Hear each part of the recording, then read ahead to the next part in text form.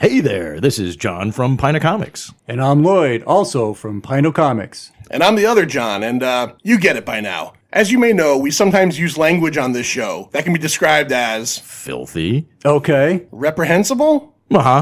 Crude? Sure. Nasty. Oh, yeah. Come on, guys. We all know that it's just plain out gutter talk. You've been warned. Listen in.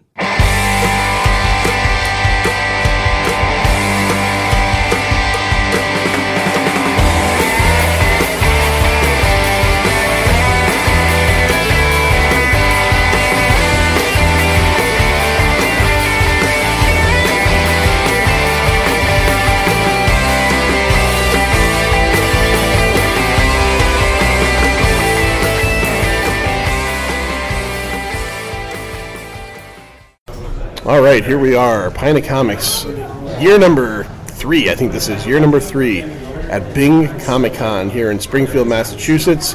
And I'm going to start off right off the bat with a little bit of bad news. It came down the pike from our bosses up above that the show just has not been working out in its current format. And the Manster and Sir John have been let go. I remain with the show because obviously I've got the personality and looks and all that stuff, and the network that keeps us employed said that we have to do what a lot of shows do.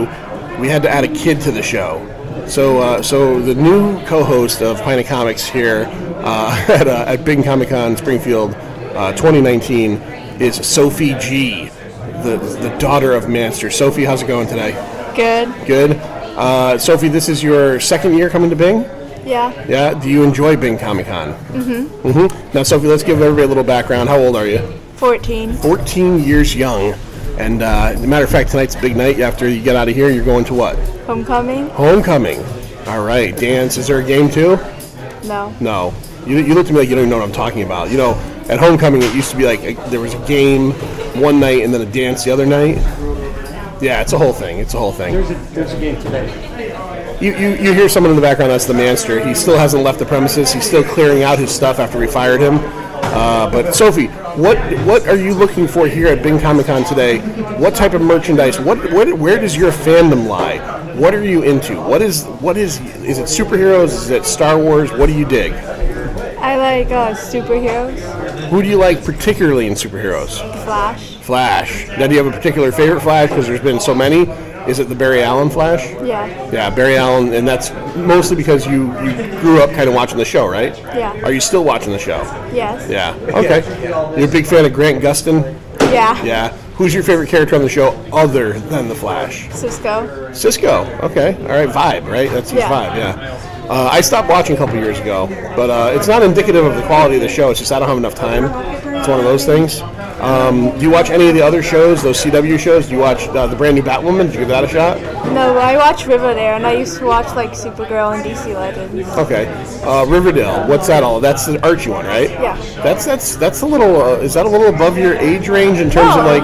There's some sexy time stuff going on. Oh, well, yeah. Yeah, that's okay. You're 14. You're getting there. So, who do you like on that show? Is there Jughead? You like Jughead? Yeah, he's my favorite. Jughead's your favorite. Sir John, who we recently let go from the show, my prior co-host, he's a very big Jughead fan. Ask him about the Jughead hat. He actually owns one of those little crowns. He has one. They sell them at comic book stores all over the place. Yeah. Does he wear a crown in the show? Well, he just wears a beanie. Okay. And she,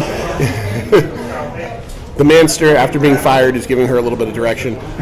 So what are you going to do today before you leave for Homecoming? What are your plans today? Are you going to go look for some original art? Because we were talking beforehand with your dad, and he kind of made mention that you're a saver with money. You don't really like to spend money. But here you are, you're in a place where, you know, it can only help to spend at least a little bit of money, help these people out. So what are you looking for? Are you looking for some art? Are you looking for some action figures? What's going on? I like paintings and drawings. And you're very good at it yourself. I've seen a lot of your work. Your mom puts it up on Facebook sometimes. I'm not embarrassing you. I've seen some of your stuff. You're very good. You're very talented. Are you interested in a possible art career? Yeah. Yeah. Like what? Like, do you have an idea? Like painting particularly? Do you like to draw more? Drawing. Yeah. What's your favorite type of drawing? Like charcoal, pencil? Pencil. Pencil? All right. I like talking to you young kids. It's always the one-word answers. One-word answers. Okay, Sophie, we're going to take you around. We're going to find something. Oh, look, right over there, butt crack. And we are going to we're going to have a good rest of the day here at Bing Comic Con 2019, and we're going to talk to a whole bunch of people. You ready for that? Yeah. All right. Brand new host, brand new show, Pina Comics Mach 2, Episode 1, the Johnny Ganache and Sophie G show.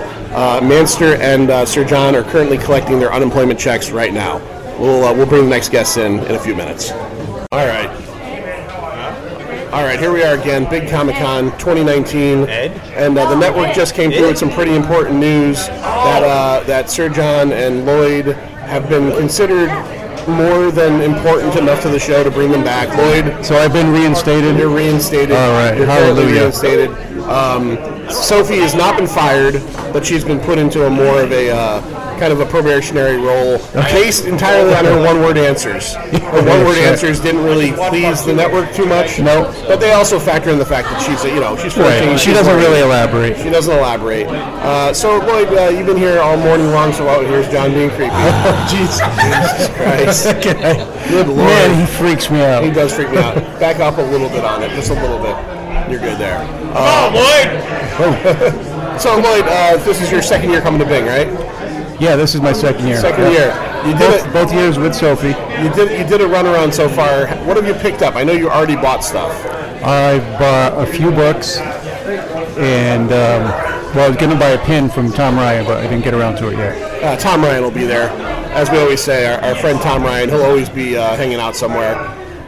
So you enjoy coming up here? You enjoy coming to Bing Comic Con? Oh yeah, this is great, man. Isn't it a great show? Yeah, small. What I like about this show is that you can look and see celebrities. There's Tom Van Zant from one of my favorite podcasts, Not Another Nerdy Podcast. Yep. Tom is the official DJ of Bing Comic Con as well. Very famous. He's the very famous. Tom opened up the show today with Asia. Oh, was the heat of the moment? Heat of the moment. Wow. And now you find yourself in 82. I wish I could tell you the next line of that. I can't think of it. And now you find yourself in 82. Ba, ba, ba. The disco something. Disco For lights. you. Yeah, for you. Yeah, that's it. There's at work on Sunday mornings when I work, they play on the radio station acoustic Acoustic Asia. Sunday morning, and they always play Heat of the Moment acoustic. Yeah. And it's from '96 because when it gets to that point, he says, "And then you find yourself in '96." I'm like, wow. I really did not like Asia. No, I'm sorry. No. Great musicians, but They were a just didn't- super group. They just didn't do it for me. Yeah, it was the guy from Yes. Oh, hey, there's Mario. Yeah. Yeah. So yeah, we just wanted to check in real quick with the Master. He's here. He's here. been reinstated. John is currently going through his physical that he has to go through to be reinstated. Four physicals? Fourth cup of coffee? Fourth Your physicals. Fourth cup of coffee? My lord.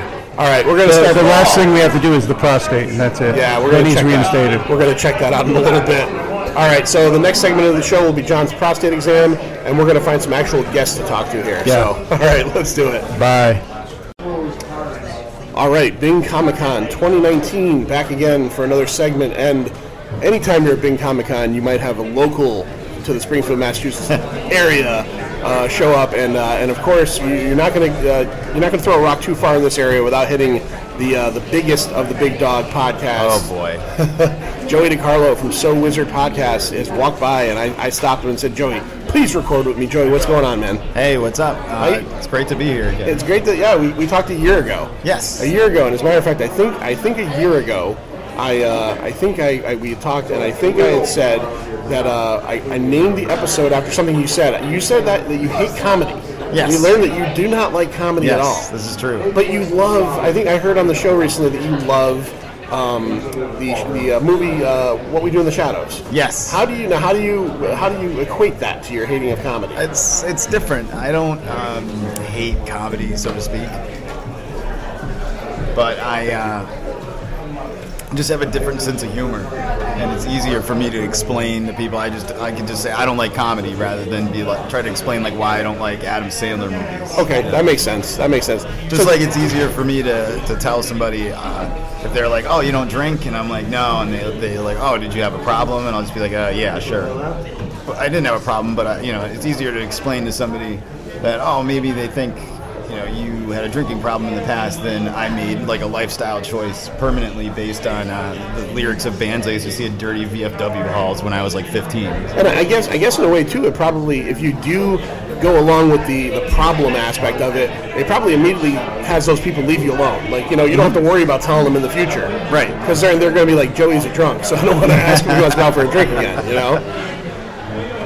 Right. So give me a couple examples now that we've broken down the wall that you do actually like some comedy stuff. Give me a couple of examples of comedy films that maybe you do enjoy. Oh, God. All right. So my favorite comedy movies are like Mean Girls. Oh, Mean Girls is great. Romeo and Michelle's High School Reunion. That's a good one. Mira Sorvino is so hot in that movie. Yes. So hot, yeah. And what's the other ones I like? What We Do in the Shadows, we already talked about. So. That's fantastic. So, obviously, Mystery Science Theater, like the whole series. Yeah, I love the MST3K guys. Really funny stuff. Wow, it just got super loud in here. Right. Wow. It's like WrestleMania 3 in here all of a sudden. Business is picking up. 93,000 fans in the Pontiac Silverdome all at once. So what do we have coming up for the rest of the year for So Wizard? We have just passed the 270? 272 this week we dropped. Wow. Yeah. Wow. So we're past 272. You recently celebrated, congratulations, by the way. I think I had mentioned it to you, but congratulations, 5 years straight, no weeks off. Yes. Thank you. Now, are you at the point now where maybe you're starting to say, maybe we'll treat ourselves to a week off eventually? No, we can't because we made that part of our marketing is no weeks off, so there's not much that differentiates us as a podcast from other podcasts. We're a nerdy movie podcast. Yeah, so, yeah, that's true. I mean that in a good way. We're the same thing. Fine. You guys are fantastic. You're one of my favorites, but in a sea of 18 trillion of something, the only thing that I think there's more of is true crime podcasts. Oh God, I know. I hate true crime stuff. Yeah, I didn't realize that until I started podcasting, that true crime is like such a huge thing in podcasting. Yeah, I'm really good friends with a lot of true crime podcasters, and they're great people, but it's just not for me. My wife loves that stuff. She watches all those shows like Investigation Discovery, Forensic Files, and it's terrifying. Like, I don't want to watch that. It's like scary. Yeah. It's like your neighbor is secretly looking through the window, ready to kill you. Like, I don't want to watch that. I do admittedly watch too much Forensic Files, and I realize that at any point in my life, there's at least one person in my life that has thought about how they're going to kill me. Right. And it makes me nervous because you don't know who it's going to be. Because if you watch those shows, there's no loyalties. Wives, fathers, sons, they're all going to murder you. Well, most of the time I'm so tired, I would just be like, just hurry it up. Just get it over with. Seriously. Just get over with. But we said 272. We reviewed Zombieland, Double Tap. We got Rhode Island Comic Con coming up in a couple weeks. We're going to be all over that, so we'll have that coverage. There's a lot of movies coming out the rest of the year.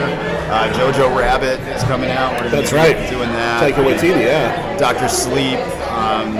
Obviously, Star Wars Episode 9. Are you now? Are you still an all-in Star Wars fan? Oh God, yeah. So did the trailer really do it for you, or do you think it's just pulling on your like? No, it was great. As soon as you hear Carrie Fisher say "always" at the end, it was just Niagara Falls, Frankie. Broke you down. Yeah, broke you down. And you know what? I always like I'll crap on Star Wars and whatnot sometimes, but it doesn't take much. You see a trailer with the music, and I'm back. I'm right back. I'm 5 years old again. I'm watching Empire Strikes Back in the movie theater. It's tough. It's a nostalgia bomb. It really is. I love it, warts and all. Were you a hater of Last Jedi? No, not at all. I wasn't either. I didn't think it was a great movie, but I wasn't a super big fan of Force Awakens, and I felt like it was no better or worse. I love Force Awakens, but I also think I give it extra points to the first Star Wars movie I saw with my kids in the movie theater, and seeing them, my daughter having such a positive reaction to Rey, my son just being like all in on it. Like, I think it gave it extra points to me, but I still loved it. I mean, it was basically like a big wet sloppy kiss from Lucasfilm saying, "We're sorry, please come back to Star Wars. Here's everything you already like in Star Wars, come back." So, I loved it, but I don't have a problem with Last Jedi. There's definitely some choices I would have not made, but it's not like the worst thing on the face of the earth.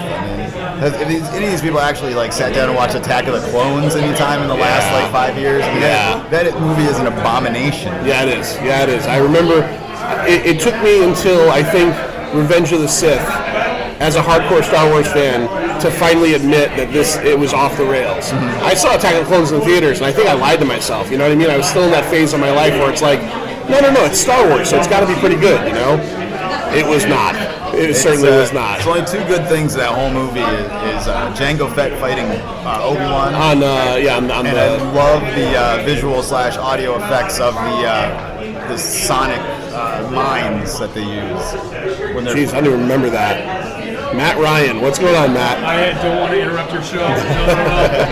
I'll come back later when your interview is done. This is an addictive personality you have. Oh, Joey DiCarlo?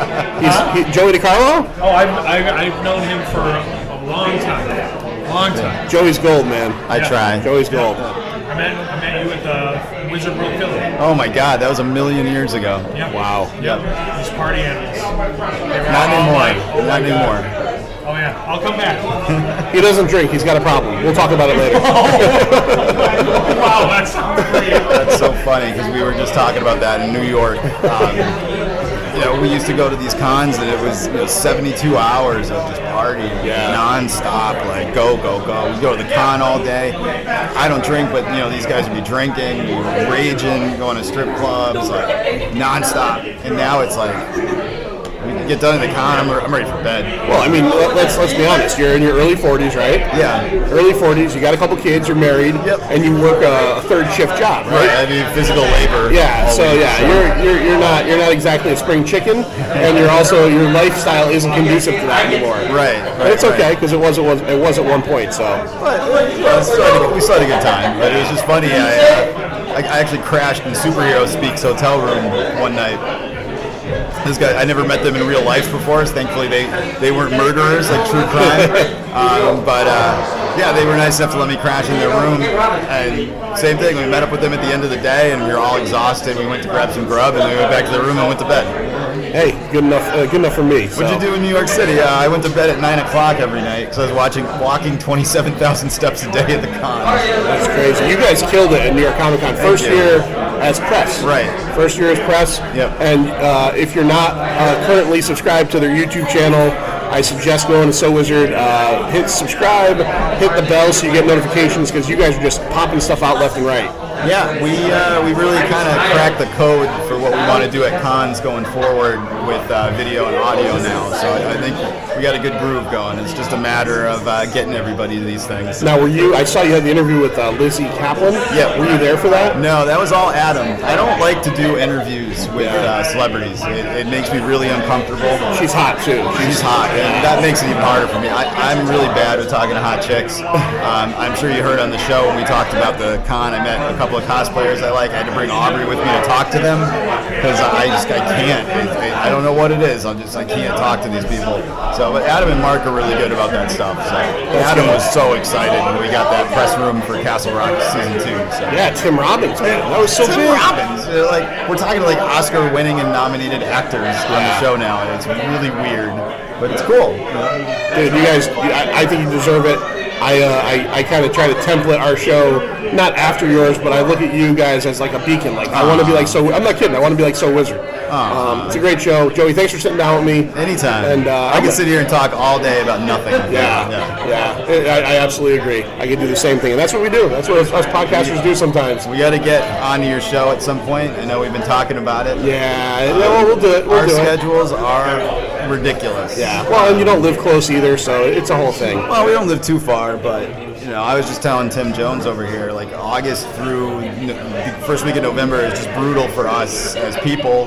We hit Terrific Con, and then it rolls right into Mark goes to Dragon Con. Mark comes back from Dragon Con. He works at the Big E, which is the state fair of 5 states, and he works 7 days a week between Big E and both his other job. There he is again, Tom Van Zandt, Not Another Nerdy Podcast. It's and then that rolls right into New York, which rolls right into this, which rolls right into Rhode Island. The next thing you know, it's the second week in November, and you're rolling right into the holidays. So it's a tough time, but we're going to try to get down there and pick a really bad movie to watch with you guys. Yeah, I'm absolutely down for whatever. I think you at one point had mentioned Mortal Kombat 2. Yeah, Mortal Kombat Annihilation. Look at that. People are walking by and they're saying how famous Joey is. Well, we are the #1 movie review podcast in Kuwait. I saw that. Yeah, that's very impressive. That was very impressive. Hey, that's my seat. Oh my God. All right. All right. You're going to kick Joey, me out of here because we could talk thank all you. day. I appreciate it. Thank you. Thank you, sir. Take care. Hey, I was good luck for you. You sold something. Oh, did you? Yeah. How are you? Man, oh man, it is loud as hell in this church. It's a church? It's a church. We're in Sir a John. church, yeah. Sir John is back after his getting rehired to the show. We let him go, but we deemed him important enough to keep around. Yeah, Sophie thanks is. a lot. So John, you've been the first couple segments I've recorded so far. Yeah. Which, by the way, are going to go out unedited. This is going to be the first unedited episode of We Are in a Church. Oh, fuck. Right. The first unedited. Jesus fucking Christ, really? See, now this is where editing comes in. I can't say the word unedited. We're going to put this episode out, try to get it out today, so the people that were here maybe can listen to it pretty quickly. Yeah, because this is a great show. Another great year. Oh, my. Another great year. You know why I haven't been sitting down with you? Because you're enjoying the show. Even though I've got a shit ton of stuff from storage for you to sell. I've already sold one thing. I sold a number of things myself. So There was a gentleman actually hovering while I was recording with Joey. I think he wanted to buy something else, but I was trying not to interrupt Joey. So I know what he looks like. I'm going to track him down. all right, I'm going to get him back here. Unfortunately, I've spent more money than I've made. You just brought over a gorgeous drawing of Elsa Lanchester as the Bride of Frankenstein. Yeah. By what's her name? It's Cyan Mandrake. Cyan Mandrake. If that's how you pronounce her first name, I hope so. Maybe 'cause Sean. Sean. Yeah, Could be. We're going to ask her. We're going to get over there and ask her. I should ask her. But she and Justin Prakovich. Yes. Both. God, I'm really spiking here. Yeah, just come back off of it a little bit. The crowd noise is loud. They're both members or teachers at the Joe Kubert School. Oh, that's awesome. So we were talking about getting him on the radio. So. Awesome. Yeah. Awesome. I listened to the newest episode of Not Another Nerdy Podcast this week. Not Another Nerdy Podcast. And Michael Dobbs and Mark Mestel, the guys that run the show, were talking about them and said that they were like a couple of Kubert School, I think, graduates and instructors. And instructors, yeah. Yeah, because he was... and it just Justin was telling me, and I had heard this too, that the school got sold, and it's been taken up by a former student. Really? Which apparently was one of their contemporaries too. So now the new owner and head of the school is a graduate of the school itself. It's hopefully going to maintain the name. Oh right? yeah. You can't lose that name. You can't get rid of that name. That's for sure. It's too important. And like I was telling him, I was like, Bissette's been on the radio a number of times, and we barely ever talk about the school, just in passing. It's a place that people have graduated from, but we never actually have talked about the school itself. And it's something that I think would be a great radio show. I agree. I fully agree. Plus, their artwork is fantastic. Yeah, Justin had a image original of Soundwave, and it was very kind of almost semi-cartoony, where he's kneeling down, and much like a dog, he's got, is that Ravage? That's Ravage. Ravage kind of across his lap, and he's petting him, and it was fantastic. And that's what drew me over to the table. Yeah. Was that. And then you get Cyan or Shin, we'll find out how to pronounce it correctly in a few minutes, and her portfolio is entirely just horror. Hammer horror, and not just awesome. like low budget B movie horror characters and stuff. As you're flipping through that the portfolio. Phantom of the Paradise. Yeah, she had the Phantom of the Paradise. I mean, and she's just like, yeah, you like that? I'm like, yeah. It's awesome stuff. What's this? It's a podcast. It's a podcast. Oh my god. Recording a podcast. Would you like some candy? There you go. Have some candy. Have some candy. It's kind of funny because I can't even say cinnamon. And I'm saying cinnamon. Cinnamon. Yeah, That's pretty much how I say it too. Yeah. Cinnamon. Are you saying cinnamon? Donald Duck. All right. I'm at the bottom of my fifth cup of coffee here. 5 cups of coffee. That's probably not a good idea for you. No, it's a very good idea. The bathroom is close. I've already used it. The bathroom is very close. Yeah. All right. This is the Pint of Comics table. This is where we've been for 3 years. 3 years. I'm very proud to say that we've gotten the same table 3 years in a row, and it's sitting next to Tim Jones, the Tim Jones himself. Tim Jones over there. Check out Sour Grapes. We're going to talk to Tim in a few minutes. Check out Sour Grapes, illustrated by Tim Jones. Tim's drawing not his characters. What are you drawing?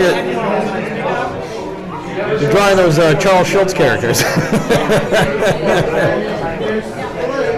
All right, so let's find Linus. someone. Oh, it's the Great Oh, Pumpkin. the Great Pumpkin. The Great Pumpkin. Very cool. Very cool. Oh, I love this show. Yeah, it is a great show. This BingCon now it's just the 2019. 6th or 7th year, I think they said. 6th year? Six? Is it the sixth? 6th year, I believe. Yeah. Yeah. We'll get Mastel to clear that up for us. Yeah, I've got the T-shirt. Yeah. Did you go get one? I did not get one yet. You should get one. Oh, Before, I've got well, one. I don't know your size. They probably want some of that. Oh wow. Oh wow. That was hurtful. That was hurtful. That's all right. No, they probably will. I mean, what do you got? Double X? Oh yeah, I was double X when I was a toddler. Wow. I was double X when I was a toddler. Well, I do XL. I like XL. I don't Yeah, like. well, you're normal size. I'm normal size. I'm extra sized. I'm extra sized. Which All is right. normal now these days. Really. Yeah, well, and unfortunately it is. Double X is it. Yeah. So. Double X is it. All right. All right. Let's move on. Unedited. Yeah, this is going to be unedited. I'm leaving that part in. Here, would you like a piece of candy? Yeah, that was creepy. Where's Tom Ryan? That was Where's creepy. Tom Ryan? All right, we'll be back in a few minutes. All right, BingCon 2019, the unedited episode of Pint of Comics. We are just going to put this one out hot, right from the press. We are sitting here in Springfield, Massachusetts, with the man of a million talents, not Pat Wilson. Pat Wilson's another guy we know. It's Matt Wilson. Matt, what's going on, man? Hey, man, how are you? How you doing? I'm exhausted. You're tired, man. Yeah. So one of your million talents is you're a nighttime DJ. Yep. But you don't use a DJ name. No. So there's no like DJ Red Alert. Nope. No DJ like Free Fall. No, DJ Comic-Con in the morning. DJ Comic-Con in the morning. That's pretty much what it was. Is that what it is? Yeah. So you close up. What time do you close up? I was 2, out 3? about 2 o'clock last 2 night. o'clock. Yeah. What kind of music do you play? Last night was emo night. Emo so night. A lot of My Chemical Romance and that kind of jazz. And you're a big emo guy, right? Not at all. That's part of the hilariousness. Wait a minute. Yeah. I want to dig into this. Yep. Maybe I was wrong. Don't you put together a night with your friends that's like an emo party night? Yep. But you're not into emo. Not really. No. So I got into it more because of this. So like last night we did about 700 people. It was crazy. And I had a buddy who is real into it, toured in the bands and all that. And he came to me, he's like, hey, can you come help with this? Because I can DJ stuff, but I need video screens, I need lights, I need all this crap. And that's where I showed up. And now I know every good Charlotte song that's ever existed that I never wanted to know. That's funny. I assumed that you were like an emo kid. No. And that was like kind of your scene. No. Because there's a picture of you on your Facebook or something of you like crowd surfing and singing. Are you in a band too, or? I used to, yeah, here and there. I used to play. You look with pretty. people. You look pretty like volatile now. Yeah. So what kind of music? What were you doing? That was a really bad metal band. Really? Yeah. Really? What was the name of the band? Depending on the picture, I was in a band for a while called the Gutter Sluts. That was a real classic. Gutter one. Sluts. Yeah. Take your mom to see that. Yeah, she was there all the time at all the shows in the basement.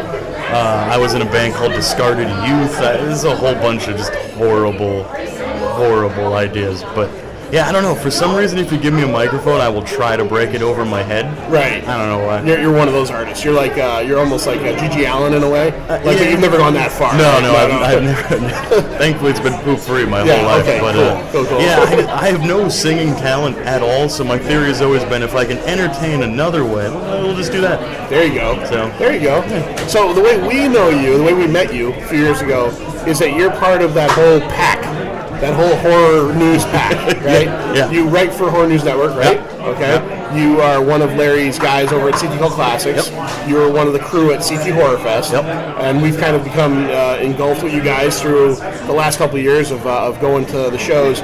You are specifically at the Connecticut Cult Classic shows.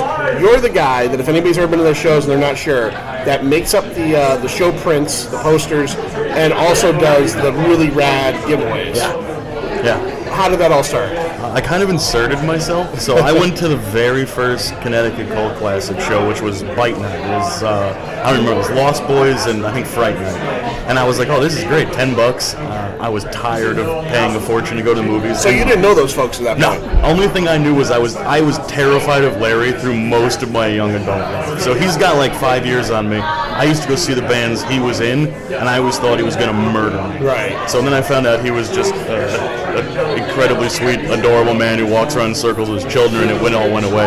But I showed up at the next night, and I said, Larry, here's the deal. I was like, this is what I want to do. I'm like, can I make pins? Can I make posters? He's like, do whatever you want, as long as it makes it more interesting. And then it just kind of spiraled from there. Like the first time we did it, I did pins for Halloween. We did like 50 of them because we didn't think anyone was going to come, and people were fighting over them. So we're like, all right, I guess we got to do more stuff. The first show I went to was, I had seen it on Facebook, an ad, Friday the 13th 2 and 3. Yeah. And my buddy is a huge Friday the 13th fan. So I bought him the tickets to go as a birthday or Christmas gift. And it was Friday the 13th of January, I think. So I got him for a Christmas gift. I took him there. It was funny because I wasn't dreading it, but I was kind of like, I enjoy those movies for what they are, but I'm not a huge fan. Yeah. We went, and he was asleep through the first movie, and I had the greatest time. Yeah, oh yeah. And one of the first things that I noticed there, and I didn't buy it, and I regretted it because I was like, well, I'm not enough of a fan to put that on the wall, was your poster for that one. It's still in my storage unit if you want one. I would like I one. got you. Your posters are always great. That Friday the 13th one, it was a bunch of, it was kind of like a ground level shot, and then all the graves underneath it, and maybe there was 13, I could be wrong. There was, I think there was 9. Okay. I picked all my favorite deaths from those 2 movies and stuck their names on the coffin to see if anyone would notice. It was fantastic. And I'd never met Larry before, and Larry, again, he seems very... Would you like some more candy? Take a Twix, absolutely. Absolutely. Cutting it live, unedited. That's right, unedited. Twix. I am not editing this episode. So Larry was there. They had cupcakes that were made up like Jason, and it was just a great night. Yeah, and then I hand printed 250 pairs of 3D glasses for that movie. Oh, you did the glasses too? Yeah, because at that point I didn't have a vendor who was willing to print 3D glasses, so I did a letterpress machine, which is basically an old school stamp. And every color has to go through one at a time. So every one of them was 2 colors. It was 500 presses I had to do for those glasses. Yeah. And your posters are, how do I put this? What kind of media? Like, they're not all drawn necessarily, right? Like, I think some of them, there's the aspect of you drew bits of it, and then there's aspects where it's almost like photo collaging and like, I mean this in a great way. I guess I'm afraid the way I'm saying it sounds like you're not doing art. You are doing art, but like, what is the process? Like, how do you come up with the image for each one of these movies? A lot of it, for like the last probably 10 of them, were all made on photocopiers, actually. Really? So I'll pull an image from a movie, I'll manipulate the heck out of it on a photocopier, then I scan it into the computer and I'll colorize it there. So a lot of it's like, it'll be like 30 or 40 images that are layered, and then like I'll open a photocopier and hold it halfway back so that the image isn't straight, and like just do all types of weird junk with it. So. That's crazy. Yeah. That's crazy. But like seriously, from I think the whole community, I appreciate the hell out of that. like the other part I didn't really get into is like, so yeah, you sell the prints and they're affordable, $10 usually. Yeah. I think you might do some that are a little bit more. Right. So far, we've been trying to keep it 10 and under because I'd rather people have them than me have a bunch. What's the point of it? You know? But you also do the I guess it used to be midway through the show. Now you're doing it more before the giveaways. Yeah. And and there's always great stuff in there. Like, I don't know, you do a great service for Larry, and I appreciate the hell out of it. I appreciate it. And I think people, you're Matt like the swag guy. Yeah. I think, at one point, I haven't seen it in a while, you had a t-shirt cannon you were blasting people with. Yeah. That was a lot of fun. Yeah, we had to get rid of that because I kept shooting people in the head because there's just a big light and I can't see anything. Some poor girl came up after the show and she was like, you knocked the popcorn out of my hand and I don't know what happened. I'm like, sorry. You got a t-shirt though, right? Yeah, t-shirt, right? Yeah, really. When it's popcorn, you have a free t-shirt. Yeah, there's more popcorn. When you're walking onto that thing, the guy's always trying to give away popcorn. Oh, dude, the saltiest popcorn. You want a bag of popcorn? And like, no, it's 12:45 at night, and I got to drive 40 minutes. Yeah, he tried to charge me last time. I'm like, come on, man, I rented the theater. I'm like, give me a little bit of a break here. So, do you get to confer at all with the movies with Larry, or are you out of that process? Usually what happens is Larry picks and then shows up to myself, Mike, and a couple other guys, like, which of these are the go-tos? Like, I was having a conversation with him last night about what we're doing for February, right? What the name of it should be, all that. And it's what I've found over the years is that every movie I love, Larry hates. And every movie that Larry hates is like my favorite thing. Right. Like I know you guys just talked about, I got in a huge fight with him. The Halloween Resurrection is a phenomenal movie. Resurrection. That's the That's Buster the one where he Rhymes? fights Buster Rhymes. Yeah, it can't be worse than 5. No. I've seen it, but I don't remember much about it other than it can't be worse than 5. I mean, it's atrocious, but it's the greatest movie. I'm like, he won't even watch it. I'm like, dude, Buster Rhymes spin kicks Michael Myers. Yeah. Like, that happened on film. Someone paid him money for that. It's documented. Yeah. This happened on Earth. Yeah. So what is a movie that you've been trying to slide in there that Larry won't do? Monster Squad. Monster Squad, yeah. That's will forever be my favorite movie because I saw it when I was a kid and it was like that perfect age where it was Right like, that's there. me. Right. I was running around in a leather jacket with a white t-shirt on, riding my bike, like thought I was a tough guy. I'm like, I'm the main character of this movie. I'm like, this is the greatest thing I've ever seen in my life. You know, that movie might work better instead of a cult classics thing. That might work if Larry ever decided to do like maybe an afternoon thing for kids. Yeah. Because even though I did watch Monster Squad a couple years ago for the first time in years, Yeah. and there's some let's say things that like Got some hot takes. There's some hot takes. Yeah. There's some hot takes. Yeah. The F word. Yeah. Both of them. Yeah. Are used a few times that would never be used in a kids movie, or at least a movie that's geared towards kids today. And the scene where Dracula calls the little girl a bitch. It's pretty great. I don't know if it's great. Pretty good. I don't know if it would work today. I don't know if it would work today. Between that and the fact that the character Rudy is just watching a girl change from a child's clubhouse. Yeah, that was big in the 80s. Oh, yeah. The whole voyeur Yeah, thing. you had to look through a window or you'd never see boobs. That Yeah. was important. Yeah. And it never happened to me as a kid. I was a kid in the 80s. I never once saw anybody even getting dressed in a window. No, it was probably just me. Waiting for someone to show Someone was up. watching you. Yeah.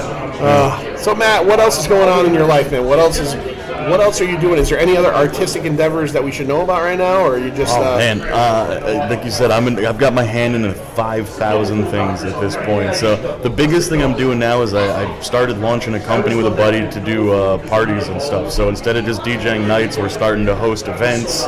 Hopefully, we'll see more of those coming down the road, and also doing private parties and stuff. Nice. So Nice. Yeah. That's not. You have a name yet, or you're not? Blackmore Entertainment. Blackmore, like Richie Blackmore? Is this like It's my buddy's last name, and it sounded way better than Wilson Entertainment. Yeah, your buddy's got a great last name. It sounds expensive. Yeah. Like I can't afford Blackmore Entertainment. No, I feel that. Yeah. I feel that. All right, Matt, I know you said you only had about an hour and a half here today, so I'm going to let you get around, get some more stuff with the show. It's always a pleasure talking to you. Always great, and you'll be able to hear this soon. I'm going to put this unedited out as fast as possible. It's literally on the internet already. You could listen to it on the way home.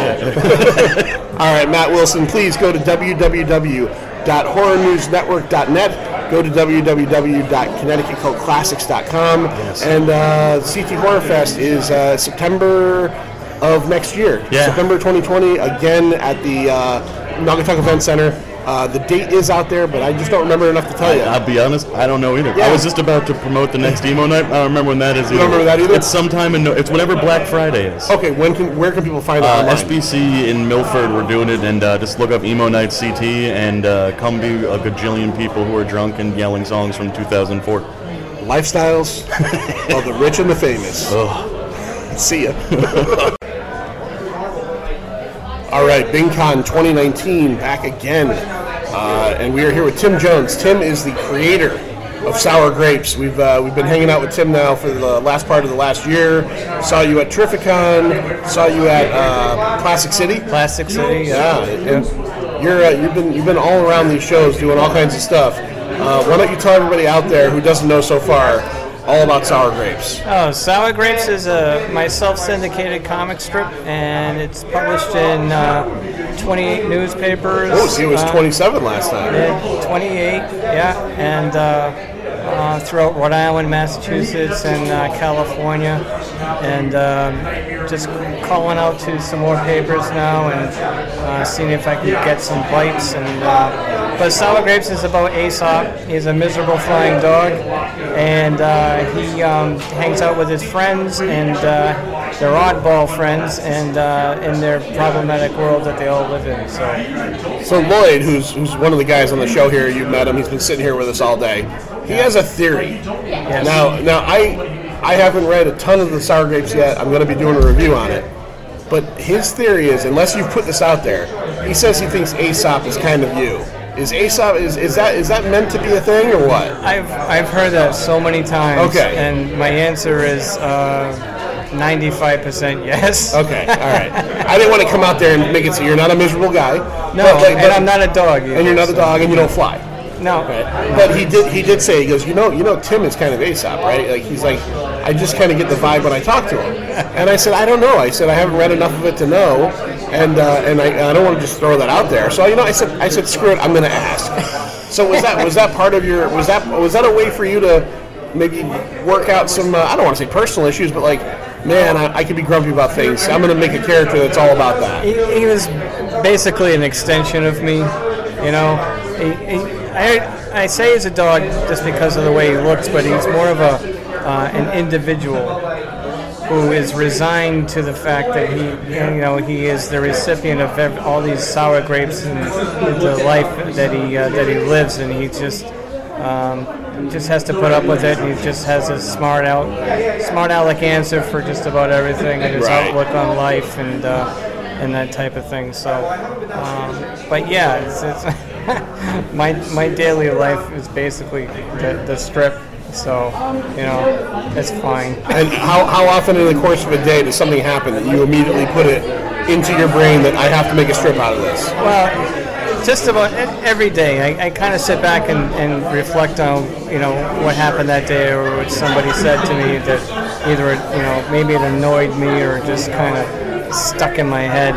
But with these characters, especially Aesop, are in my head now. They've become such a part of me that I know exactly how they're going to react to a certain situation. So, like I said, it's an extension of myself, so it kind of just comes out into Aesop and the rest of the characters, depending on what happened. So you kind of immediately deal with the situation in your own personal life, and you immediately think of how would Aesop deal with this. Yeah, exactly. All right. Yeah. How many volumes, or I know it's a new strip, but how many volumes would you say that you are putting together now? You have stuff over there for sale. Are you going, I can't get the words out that I'm trying to get out. Like, do you have 3 volumes right now, moving on to 4? I try and put out a collection every year. Okay. And it's basically, my first one was 2015, 2016, 2017, all the way up to 2018, 2019. So another one will probably be coming out around May. But I'm working on a new coloring book. I have a coloring book. Aesop has a pet cloud named Ominous. Ominous the Cloud? Ominous the Cloud. And so the book is about Aesop takes Ominous for a walk. And you can see Ominous in some of the strips, some of the episodes. Aesop's with him and stuff. But in this coloring book, he takes him for a walk, the leash breaks, and he has to go find him.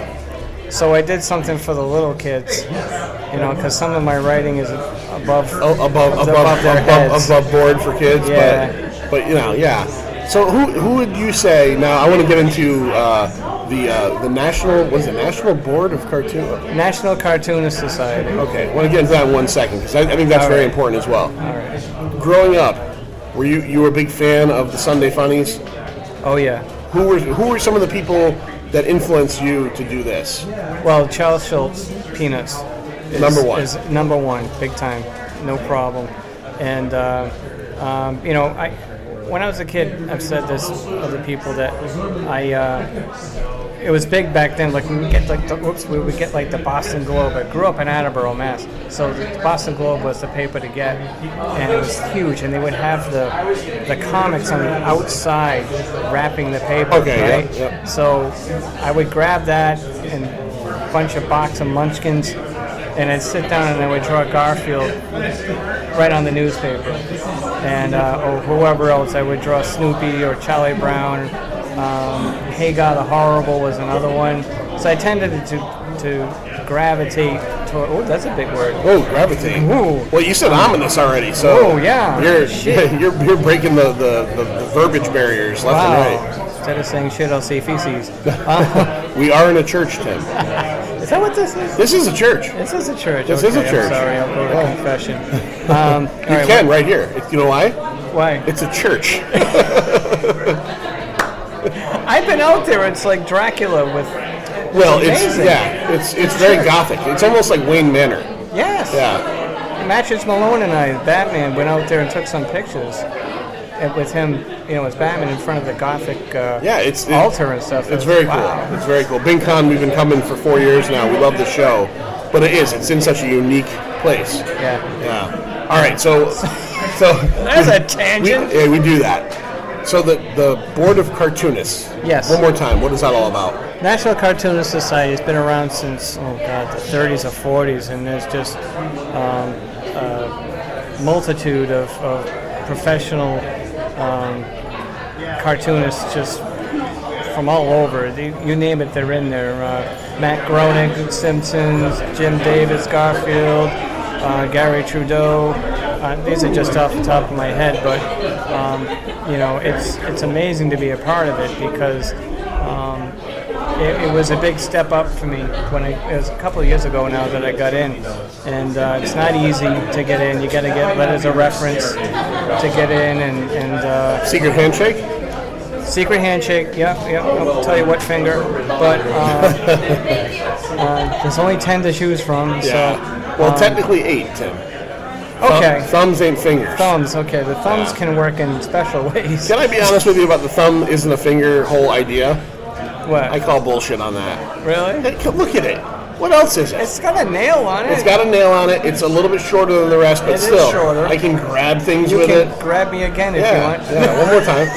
It's just, I don't know. I just grabbed Tim's thumb with my thumb. Things are getting weird. Yeah. So what? Okay, the national. I don't want to say it wrong again because I keep saying National board. Cartoonist Society. Society. So when you do shows and stuff, you could throw that up there. Oh yeah. That's a little bit of flair for Tim Jones. I meant to put the badge or whatever, the logo on my new banner, but I didn't think of it, so that's fine. I can just tell people if they. I don't advertise it, but you don't want to seem like you're above everybody else, right? Even though you technically are, because you're in the National Cartoonist Society. Yeah. Well, like there's a dog that just ran by. Yeah, unleashed too. Wow, that's some cosplay. Yeah. So, like I said, you got to get letters of reference, and I did. I met some people at Rhode Island Comic Con in 2017, and they were really nice to have me on one of their panels. And I wasn't in the club, wasn't in the society yet, and I knew a guy. 'Cause there's a New England chapter. Okay, so Rhode Island, whoever's who's ever in. Whatever states are in New England, but so I was able to become that, but I wasn't an official member. Right. So I feel like it's important that I quiz you quickly on the states of New England. Being a New Englander, 5 of them. Give them to me now. Of New England? Yeah. Rhode Island? Yeah. New Hampshire? Yeah. Vermont? Yes. Massachusetts? Yes. Maine? Yes. 6 of them. I'm sorry. One more. Nova Scotia? No, I'm from there. Connecticut? Yes. Is it really? Yes. I didn't know that. Yeah. Oh man, Tim, you kicked me in Connecticut right down a flight of stairs. Does that include Long Island?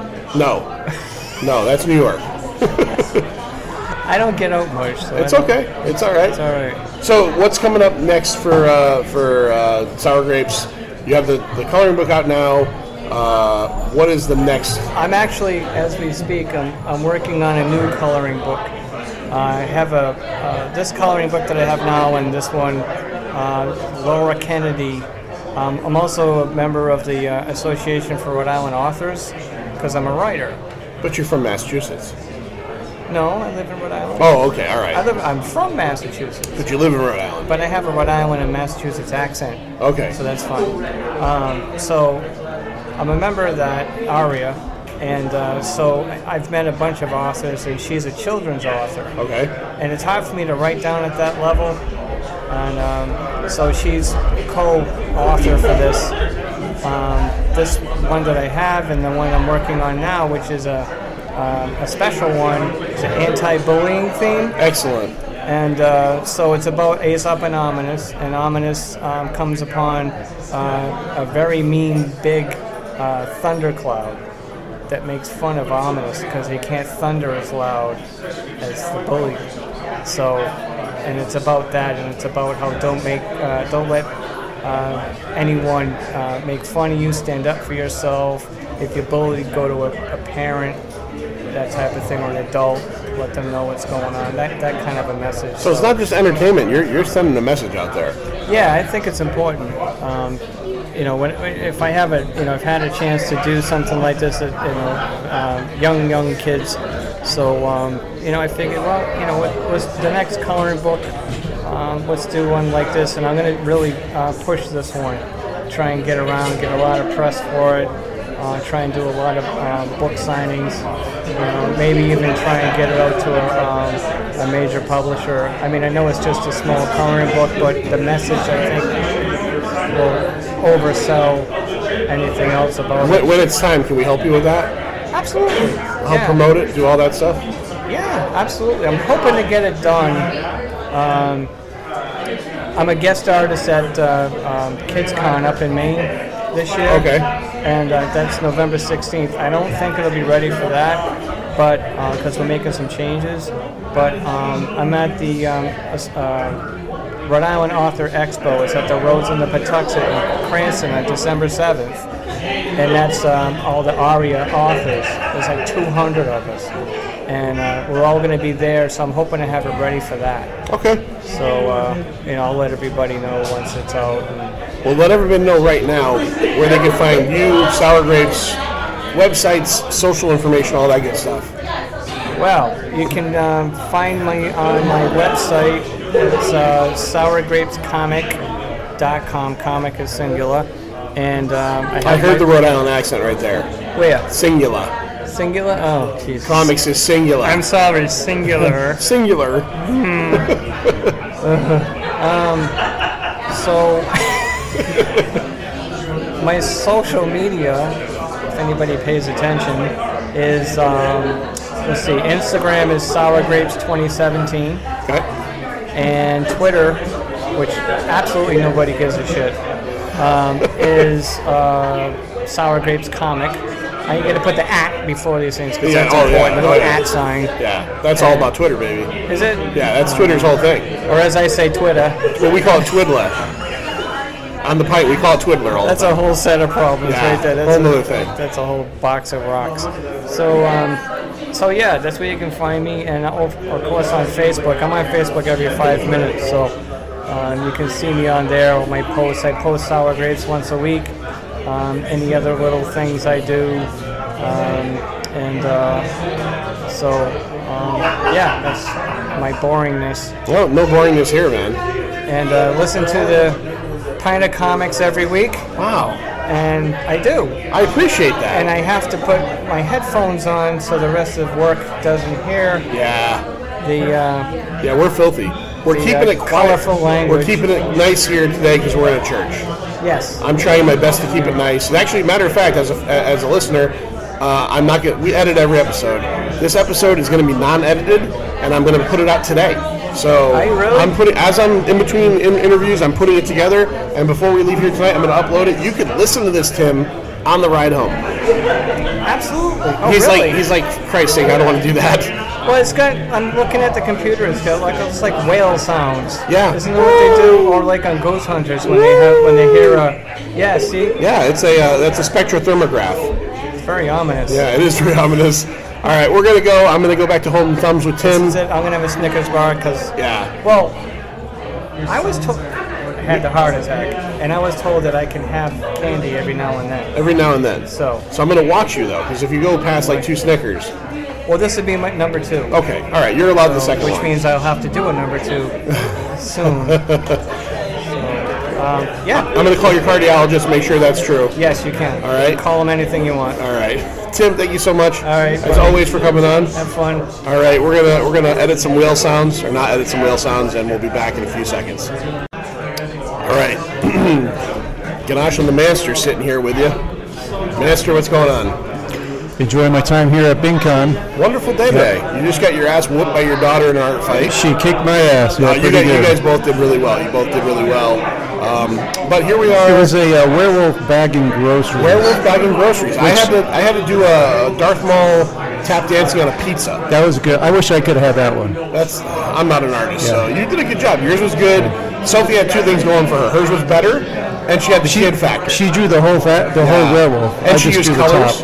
She used colors. She did. She Yeah, it was actually furry knew, and She muscular. knew what was in the bag. She said bread and oranges, Yeah. and she actually drew bread and oranges. Yeah. Yours and hers was very much like monster werewolf, and yours was very much like, oh grandmother, what big teeth you have. Yeah, that's what mine was. Yeah. Yeah. If it had a sleepy cap on, I wouldn't have been surprised. The only problem I had with it is you can't find a grocery bag anymore. So No, not for not less than here in 10 cents. Connecticut.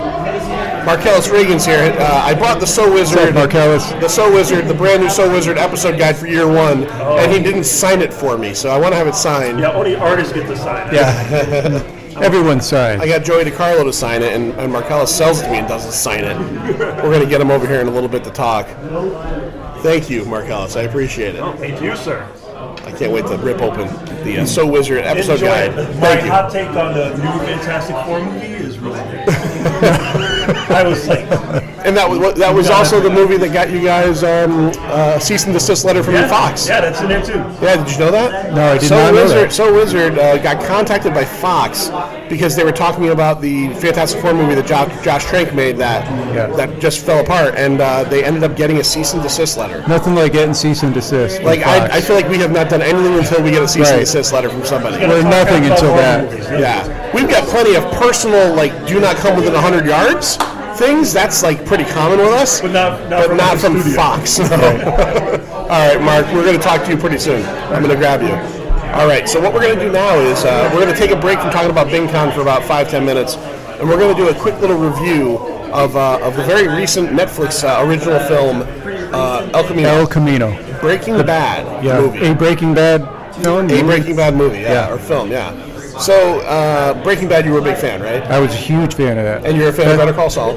Love Better Call Saul. Do you watch that? I do, but I'm a year behind. I'm still on last season. Yep. I know the new season's about to start. I've only seen one episode of the last season so far. Oh, I know which one. Yeah, you got a good one coming up. Yeah, but I enjoy the hell out of that show. So Yeah, I didn't expect as good of a show as it is. No, I did it's- not expect that. it's I a fantastic expected show. more of a comedy type thing with the Saul character. Yeah. And you don't get that. No, you just it's- get more Breaking Bad. it's basically. dark. It's dark. Come back off a little bit, just a little bit. It's a little louder in here. I'm not editing this show, by the way. Oh, My plan for today, I've already said, I'm not going to say it anymore, I'm boring the audience, is I'm going to put this together and have it out tonight. That's an awesome plan. Yeah. I think you should do that for all of them. You can't do that for all of them. We need plenty of editing otherwise. Well, you'd get a lot less complaining if you did. But from from yeah. you. Yeah, from me. Yeah, Yeah. for sure. So, all right. So, what were your thoughts on the Breaking Bad film? All right. First of all, this film picks up the Jesse Pinkman story. Right. Right. If people don't know that, that's what you get with Breaking this. Bad, spoiler alert, ends with Jesse having had been enslaved by a group of neo-Nazis, forced to cook meth, and then Breaking Bad ends with Walter White doing his one last good deed. Spoiler alert. Spoiler alert. Saving Jesse at his own peril. Yes. And Breaking Bad literally ends with the scene of Jesse driving away in El Camino, Yeah, screaming hysterically and screaming and crying. Rage, terror, joy, Right. everything. And on the other end, it was also Walter White dying. Yes. That's right. So this movie literally picks up at that scene. There's a flashback. Correct, to there's some begin, flashbacks, yeah. But once the story proper starts, we start with that scene. Right. So, and this story is exactly what you said. This is a story of, we know that Jesse got away when Breaking Bad ended, but we don't know how he got away or what became of him at that point. This is the story of it. Right. So, without getting too far into the movie, Yep. were you satisfied with it? Did you think you needed it? All right. So I did not think I needed it. Right. I was happy with the ending, with Jesse's ending. I didn't need to know what happened after. You know. However, it's a Breaking Bad movie, and I'm definitely going to see it because I love Vince Gilligan and what he does. Right. And so yeah, of course I wanted to come in and see this, and it did not disappoint. No, I think it was good. It gave us a good story for Jesse. I don't feel like I needed it, but I'm glad that I saw it. I agree. I feel like it was unnecessary, but I feel like while everybody was available, they got the band back together, they were able to put a cherry on top of the story of Jesse, whereas before all you knew was that he got away screaming and crying. Right. You don't know where his life's going to go. At the end of this, you still don't know necessarily where his life is going to go, but you get a feeling it's in a better place. Correct. Okay. Yeah. So, and again, we're talking. It's spoilers, moving in the right so direction. It's moving in the right direction. What did you think of the cameos and Easter eggs that you noticed that we got in this thing? I like the cameos. I mean, I like seeing Skinny Pete and Badger. Not that was a cameo; that was really part of the story. The Walter White cameo, I felt was just sort of shoehorned in. It was shoehorned in, and I got to admit, when I watched the movie, I did not expect a Walter White cameo. Right. I really thought they were going to hit a lot of other notes. Skinny Pete. I figured Mike Ehrmantraut would be in it, which he was. I figured maybe even a Saul cameo, but I figured they're never going to get Walter White, and they did. And they did. I would not have figured on a Saul cameo myself. The Walter White cameo, it was good. You know. The Saul cameo for me, well, let me clarify that. I was thinking it would be more of like what the Mike was a flashback. Okay, yeah. I figured we'd get back to him in flashback. I love seeing Mike again. Yeah, Mike. Although he looks 20 years older now. Yeah. Well, we had a couple things. Mike looked 20 years older, and Jesse Plemons, who plays the psychopath Todd, looked about 40 pounds heavier. At least 40 pounds, right? Yeah, but you know what? Who cares? Because he was great in this. Right, yeah. And he did the Fargo in between, and he was much heavier in Fargo Yes, as he well. was. Yes, he was. Yes, he was. So, in the end, do you feel like you want to see anything else other than Better Call Saul come to an end in the Breaking Bad universe, or are you fine with it being the end of it? I'm fine with this being it. Yeah, I don't need any more. I can't wait to see where Better Call Saul goes and how that ends. But I don't need any more than what's out there now. I agree. So what were some of your favorite scenes in that? I mean, I've got a couple myself. My absolute favorite, I guess, segment of the movie, and this I've heard this echoed on other shows, was the Robert Forster segment. Oh, absolutely. In the vacuum shop. Yep. He's such a strong actor.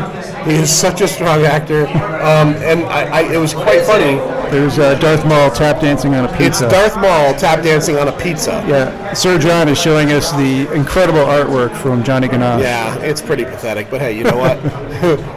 Yeah, it's a hockey stick and or his foot. Yeah, it's a foot, but it looks like a hockey stick. Yeah, I'm not an artist, and you weren't there to go against me. You would have made me look better. No, he wimped out big time. Yeah. I didn't realize when Sophie came over that she didn't tell you that you were up? she just said they're doing the art flight. I'm like, okay. That meant you were up. She doesn't elaborate on much details. Yeah, she doesn't want. We're gonna call Sophie one word Sophie. Yeah. No, the Robert Forster bit in the vacuum cleaner shop. Anyway, he dies the day it comes out. Not just the day it comes out. I watched the movie on a Friday night with my wife. Yeah. 8 o'clock to 10 o'clock. I get done watching the movie. I open up my phone, social media. The little news blurb was actor Robert Forster dies at whatever, and I said to Lindsay, because she doesn't know anybody, I said, the guy who played, I can't remember the character's name in the show, died, and she goes, and she never started that. I went, she thought you may end the show. I go, the actor died literally while we were watching that movie, or like very close to it. That was crazy. That was a fantastic scene. When Jesse came with the money, and he was $1,800 short. Yeah. And he said, "Bullshit, get out of here." A man of principle. I love that. That was great. And he calls the cops, and he lets them call the cops. Yes. He calls the cops, and he tells them, "I'm calling the cops right now." And I love the Jesse scene in that as well, where he comes back. And he's like, I call bullshit on the fact that you called the cops, and he started laying out all these explanations, and all of a sudden the cops show up. The cops show up, absolutely. Well, I'm banging the table. That's okay. That's all right. All right. So El Camino, if you were to give it a 1 to 5 out of 5 stars, what would you give it? Out of 5, just for what it is, I'm going to give it a 4.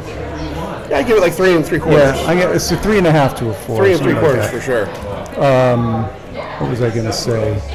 Yeah, I think you can't watch this movie without having seen Breaking Bad. It really won't mean anything to you. We were talking about Firefly and Serenity earlier. Yeah. You could watch Serenity and never have seen Firefly.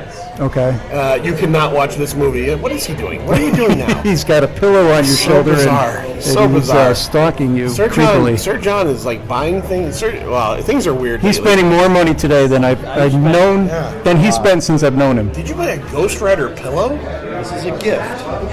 That's a Ghost Rider pillow, my friend. Whether you call it a gift or not. It's for the lady friend. Oh, for the lady friend. Ah, jeez. So What? you definitely could not watch this movie without ever checking out Breaking Bad. So Right. if you have not seen Breaking Bad, please do not attempt to watch this. Don't even try. But if you have not seen Breaking Bad, you've got 5 seasons and I think 60 some odd episodes of elite television to take in. You know, one other thing I want to say about Jesse in this film. He continued along the same path of being not strong enough to follow through on anything and always backing down. You know, like when he was in the place trying to find the money. Okay, yeah. And then those 2 guys from was it the welding? Yeah, the fake cops. Yeah, the fake cops. They came in.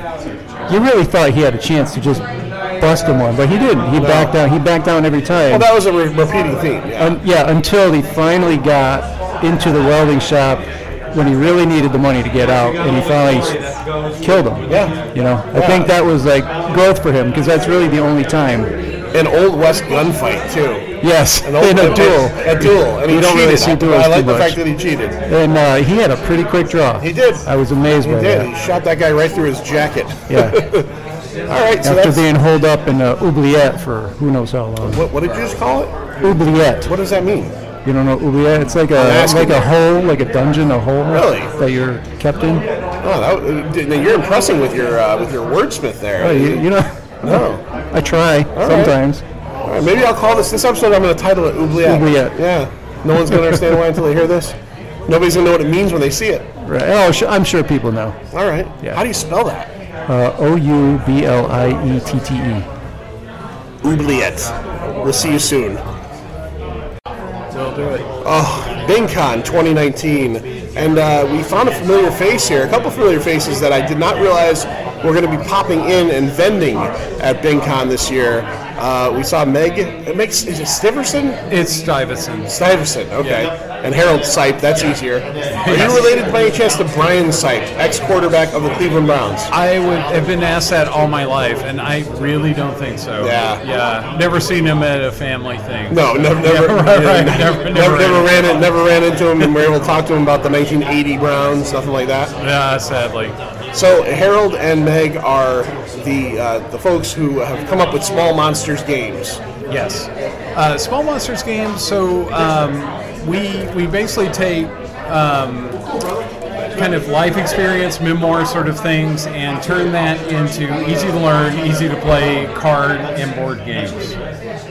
In the example of Takeout, which is one of our larger titles, it's a set collection game, and you're trying to build a meal of Chinese food. You're trying to collect all the flavors before your friends and can get them. And that game is really based on Meg's experience living abroad, living in China, and trying to order food with a limited sort of understanding of the language. So, we took that as a theme, and then worked with that as far as the mechanics and built a playable game basically. And we've talked about this before.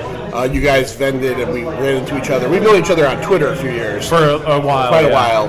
And we ran into you at Plastic City last summer. That's right. Which is crazy to say last summer because it feels like a couple weeks ago. That feels like last month. Yeah, it it's really weird. does. But you come up, you're kind of like the art designer, right? That's right. Yeah, Meg does all the game design, meaning she comes up with the mechanics. She works on the balancing of the games, and that's really her background. We met, actually, we both worked in the video game industry is how we met. I was working on a licensed movie title, and she was one of our beta testers, which she was a game designer, but she was also doing testing for us. And I just remember it was like, wow, this is the best feedback I've ever gotten on any game I've ever worked on. What was, can I ask, obviously it's a while ago, what was the movie? Shutter Island. Shutter Island, a video game for that? Yeah, it was a casual game. It was a weird one to have a casual game for, but it's like a point-and-click adventure game. Okay. So you're trying to navigate basically the asylum and the island and find the various clues. I got to be honest, that's a movie that gets a lot of people love that movie. Yeah, they do. I truly I didn't feel it. I didn't feel that movie. It's that movie was a weird spot for me because. There was a couple of times when I was working in video games because I'd worked on licensed titles where hey, look, and I'm a huge Dennis Lehane fan, right? Like his books or Mystic River, right? He did. Mystic River, right. Yeah, absolutely. And if I'm honest about it, Shutter Island wasn't my favorite Dennis Lehane book because he was trying something different. He was trying to do like this gothic horror type thing, right? And that's generally that's not his stuff at all. Like if you read Shutter Island, you're kind of not. You're not getting the real sample. Yeah, that's right. He was stretching and trying something. I enjoyed the book, but it was like it's not one of my favorite like Dennis Lehane sort of novels. But I thought the movie was great. I think the movie. I'm glad to see. I think it's gotten a bit more credit, kind of post-release. I think people now are maybe coming to it a bit more. I thought it was cool. I mean, visually especially. I mean, it was kind of exciting to see like Scorsese do something akin to like a horror film, right? Which he's not really, it's not a genre he's played in. Right. And speaking, you said the magic word Scorsese, and here on the podcast we have not talked about this at all. And you were also a comic writer, which we'll talk about a little bit in a second. Absolutely. And this isn't really something that I really want to get into far, but I think it's just interesting. How do you feel about the whole Scorsese comic book movies not being cinema thing? Yeah, I think I kind of have mixed feelings on that because it's like, well, full disclosure, like my background, I took a lot of film in college, so like I'm appreciative, I guess, of the cinema. You know, like I think, look, when I go to the movies, it's one or two tracks. I'm going to something because I think this is interesting, it's challenging, it's engaging, or it's like, hey, look, I want to sit back in a comfortable seat, eat some popcorn, and have a good time, right? And I don't think one should exclude the other. Like, I think they are both very valid kind of experiences. I agree myself. I agree. So I'm kind of torn on the Scorsese thing. In some ways, I think from his perspective and how he thinks about film and how he's made film, he's right. Like, these things are, in a sense, much more... I don't know. I'd call them amusement park rides, but attraction. Yeah, they're more of an attraction, and this whole like shared universe and continuity and things like that. Like that's stuff I think that's newer to film, and it's very definitely part of a corporate synergy. And I think a lot of times people see that and they're maybe turned off by it. I think the Marvel films are great movies. I wouldn't, there's another level, I think, where the Scorsese films and films from the 70s and, Orson Welles stuff and all that stuff exists. I'm not always a fan of high art, low art distinctions, but at the same time, Citizen Kane is not Spider-Man Far From Home. Right. There's room for everything. There's room for everything. Right. And it's like, sometimes I want to see Spider-Man Far From Home. Right. And then, sometimes I want to see Taxi Driver. So okay, that's a great answer. Yeah, that's a great answer. I do think it's not a black and white question. I think that a lot has been kind of. He said what he said, and I think people are piling onto it. But it's not that easy to define. Well, that's almost the thing that bothers me more than the whole thing is the way people are like. In some ways, it's like, look, what do you care what Martin Scorsese thinks about the Avengers? Like, I don't. Like if you made a long list of anything I cared about, I don't even think that would be right. Yeah. So it's like, okay, well, that's how Martin Scorsese feels about that's great. But as to why people pile onto that online, I don't like. There are other things in life to do. I guess. I agree. I absolutely agree. So, comic books. Yeah. What did you? It was Image? Correct? Yeah. So I wrote for Image and IDW. My largest, I say largest, probably the longest running title. I did a creator-owned book called Screamland with Hector Casanova. Okay. And what Screamland was, it sort of supposed that instead of guys in makeup, your classic movie monsters were the actual monsters. And so it fast-forwarded to modern day with them trying to get roles and make it in Hollywood, with the advent of CGI and everything else. So, a lot of these guys are pretty stale. Like, the book opens with Frankenstein's monster retired living in Palm Springs. And the premise of the first series was there was a reunion film. It's like, hey, we're going to get the band back together. So you kind of find, like, Frankenstein's monster was basically, like, retired. He lost most of his money on a tech venture. Like, our werewolf, Carl, he was doing the convention circuit. He was doing pretty much like this today, signing autographs. Yeah, he was touring with a character that was he was sort of like Scotty from Star Trek. He was like a star of a 60s, 70s sci-fi TV show, and they were buddies, and it was about them getting into hijinks at like a sports bar and stuff like that. The Count this is interesting because the book came out in 2008, and it was like the Bush administration. There was, some commentary there. I mean, it's not overtly political, but I think it's very much of its time. Right. But the big thing about Count was he was closeted, right? That he was the ultimate lady killer, and that ultimately he was gay, and he couldn't really, express that in, 30s, 40s, 50s Hollywood. Right. That's the one thing that now when I look at it, it's like, man, that's antiquated. I'm so happy that's antiquated. It is. It was just like when I wrote that was a thing, and now it's just like, man, I am so glad that's not a thing. I'm glad I'm glad someone could read that and be like, oh, why is this such a big deal? It's within 12 years time, 11 years time, it's a different world. Not necessarily all better. Not all better. But in some ways, not all better. I mean, I was talking to someone who had just read the book the other day, and we were talking about it, and they really kind of pointed out like how much of it unfortunately kind of applied today. Like there's a bit like the Mummy, is obviously an immigrant, and kind of like he took at that time from being from the Middle East. Like that's kind of a storyline in the book.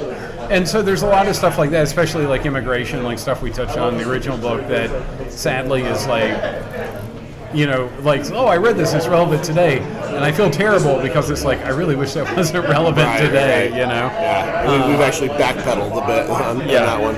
So how many series of Screamland did you do? There's 2 volumes of Screamland. Both are available still from Amazon. And I think both are still available from Image. Okay, what else? You said IDW as well? Yeah, IDW. So this is still available via their Kindle reader. There was an adaptation of a Namco video game, Garters and Ghouls. Okay. It was. Not familiar with it myself. It was a big mobile title a couple years back. It was great. It was just like it was like. It was basically ladies versus vampires and ghosts. It was kind of set in. I'm trying to remember the time frame now. I'm struggling a little bit, but the story we wrote really kind of dealt. Like the main heroines of the book were the debutantes. Okay. So it was like kind of the origin of that, and like.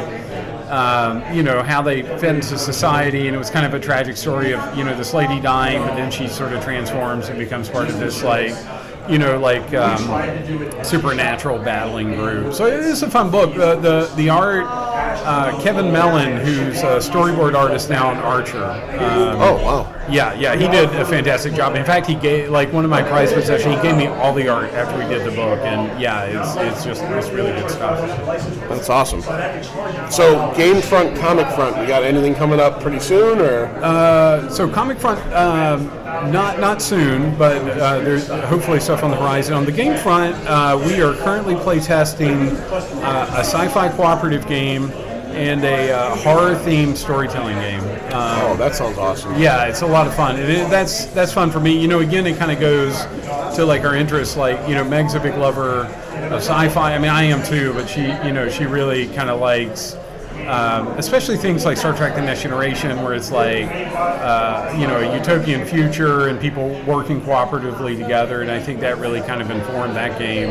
And like, you can even hear the comic stuff I wrote, it's all horror stuff, right? Like, even if there was other stuff going on, it was like a horror trapping. So like, that's totally like where I'm at. And like, my great comics loves are like House of Mystery, House of Secrets, that sort of stuff. What's going on right now in horror film that you're excited about? What is something you've seen recently, or a couple things that you've seen recently? I mean, Jordan Peele's amazing. Like, Us was terrifying. Yeah, I enjoyed that a lot. I think that one suffered from maybe the sophomore, in terms of people were looking for the next Get Out. Yeah. But I think, and I saw that in the theaters, I really enjoyed it. I've heard a lot of people be down on it. I think that movie is going to get played in a couple years again.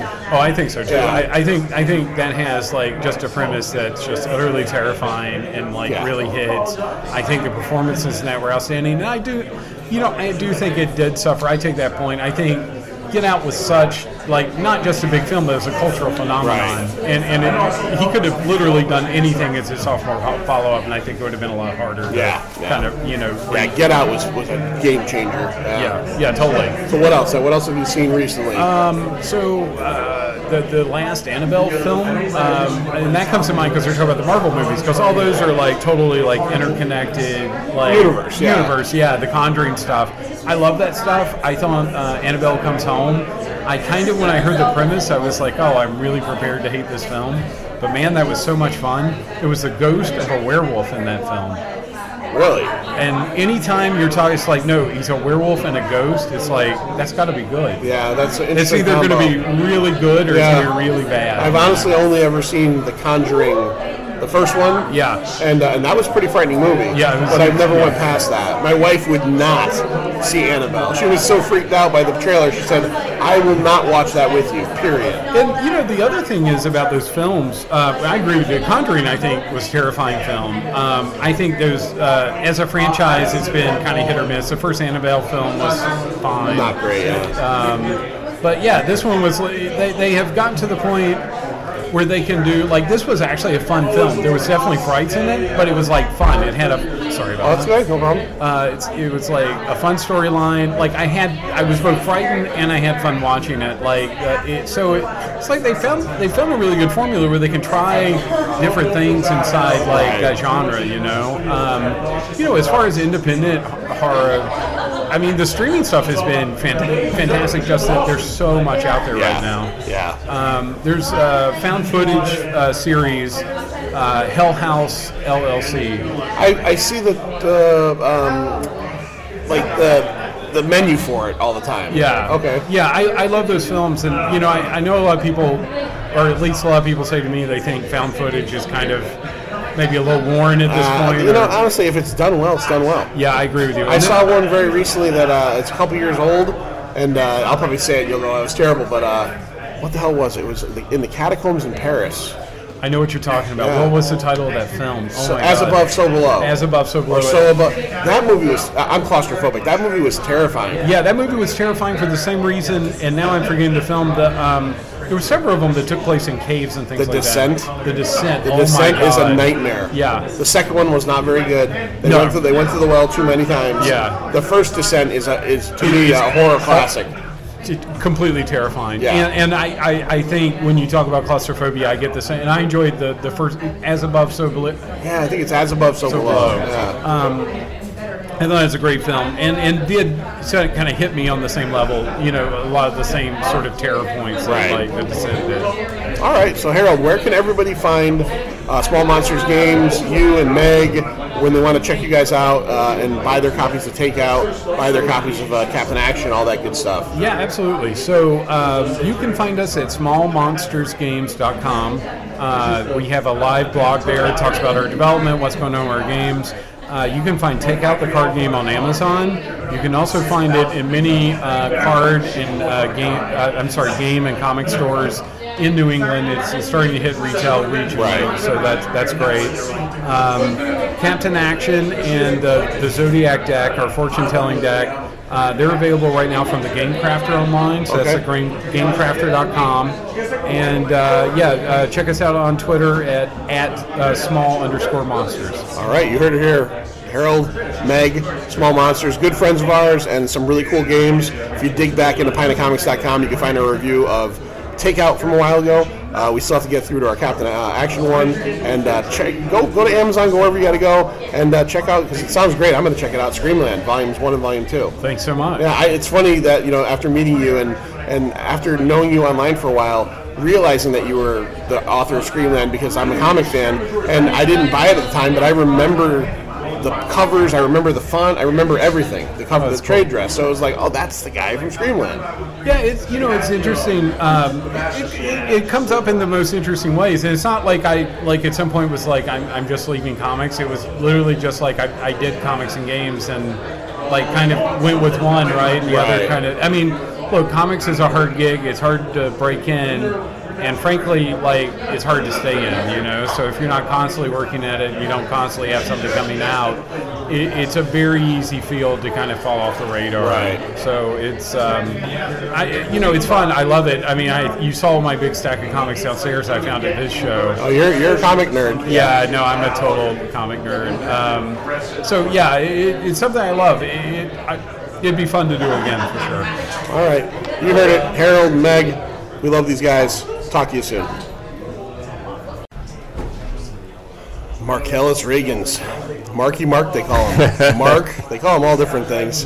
He is he is one of the 3 co-hosts of one of my favorite podcasts, So Wizard Podcast. Mark, what's going on, man? What's going on, John, man? Thank you very much. It's nice of you to say. Thank you for, no, seriously, you guys are, I told Joey was on before, and you guys did the same thing last year. You both came on the show here at Pine Comics. You came on Pine Comics at Bing Comic Con, yep. And we just had a great time. And yeah, you guys just have one of my favorite shows. There's a lot of, I don't listen to a ton of podcasts, but there's a lot of podcasts I like to dip my feet into. Yeah. And there are some I'll admittedly listen to every few episodes. Yeah. Or if I miss 2, I don't mind going back.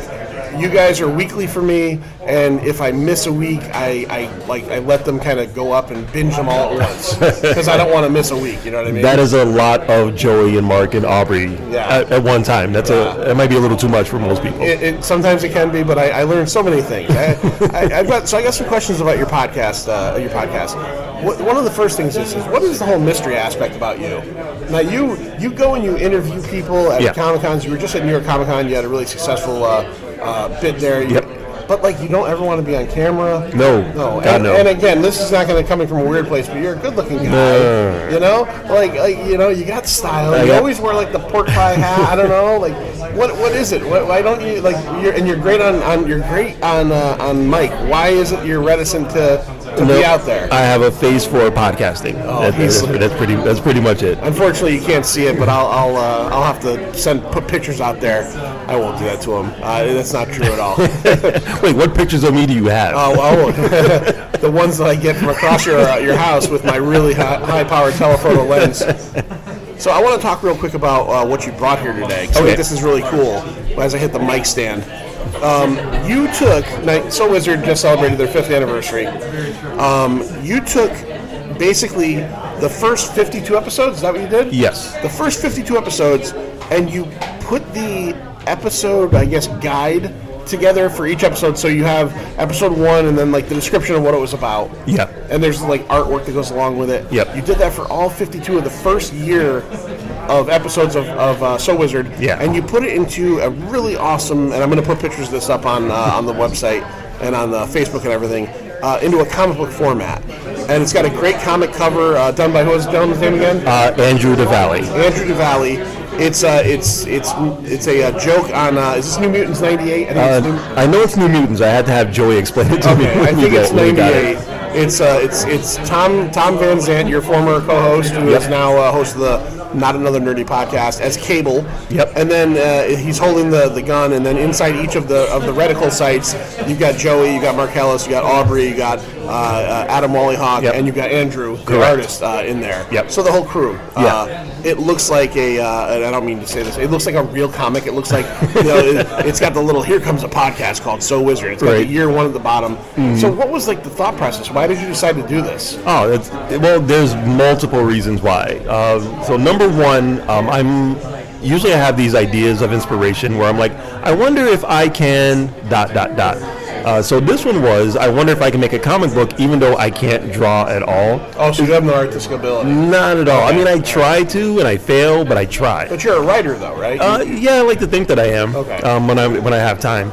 But I love technology, and there's so many apps. And my other thing is if I run into an issue, is there an app for it? So I use an app, and I make little animated or anime faces of all of us each week that we used to post on the website, just to show what the little description of what that episode was about. Right. So I'm like, I can use this app to make faces, and I can use other apps to letter comic books. I think I could put together a comic book without actually having to really draw something.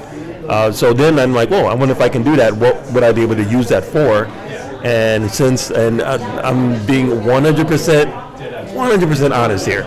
BingCon is a local con to us, or to me, and there's so many podcasters here. And when I came by and I saw Pine Comics, I set up with the mics and a table. I'm like, So Wizard is never going to do that. There's no way. You guys didn't record in person together until a couple weeks ago. Yeah. The first time we recorded together was when we all went to New York. Right. Yeah. And like you guys have such a sweet setup. Like there's no reason for there to be like Pint of Comics here and then So Wizard like on another table somewhere else. So I'm like, how can I wouldn't mind it, but I get what you're saying. You don't want to oversaturate. Yeah. You don't want to have like a ton of podcasters all like fighting over the same people or whatever. So I'm like, how can I sneak my way into BeanCon and promote the podcast without actually doing a podcast? I'm like, I can make a comic book about the podcast, and boom, here I am. There you go. Now I said this to you when I bought my copy before. The only problem with this is you realize that you guys have been going 5 years strong. You did this one. You're gonna now. I'm a completionist, Mark. So I don't care if you only sell 3 copies of these. I expect year 2. And what I love about this too is that I think I started listening to you guys in earnest around maybe 200. Mm-hmm. So I came in pretty late. And I want to go back and listen to some of the older ones, of course. But this gives me like kind of a guide where I could go, okay, this might be one I want to go to right now. You know what I mean? Exactly. Yep. As opposed to like, okay, that one can wait. Mm-hmm. That's where they're talking about. I don't know, something uninteresting, but this is the one where they talk about how they got the cease and desist from Fox over the Fantastic Four movie. So you've put yourself in a tough spot. Yeah, because now you have to do this. Well, first I want to say I'm glad you said that, because that is the other reason I made that book, is because we do a new episode every week. And if you're new to the show and you don't want to go back and listen to hours and hours of our podcast, this way it gives you a guide. You can see, Mark actually thought Fantastic Four by Josh Trank was going to be good. Right. Let's listen to what he had to say. Or, Joey was very psyched on Age of Ultron. Aubrey fell asleep during one of the episodes. You don't have to listen to all of them, but at least with the book you can go, that sounds like a funny one. Maybe I'll check that one out. Now, are you like me now? Like, we've already established that you're a self-effacing guy. You don't want to be on video. No. I personally have a really hard time going back and listening to shows from even a year ago. Me personally, like I listen to it and I go, the earnestness is there. I feel like I'm being honest, and I feel like, but I'm like, there's something about hearing myself in that time period later. Do you have the same issue? No.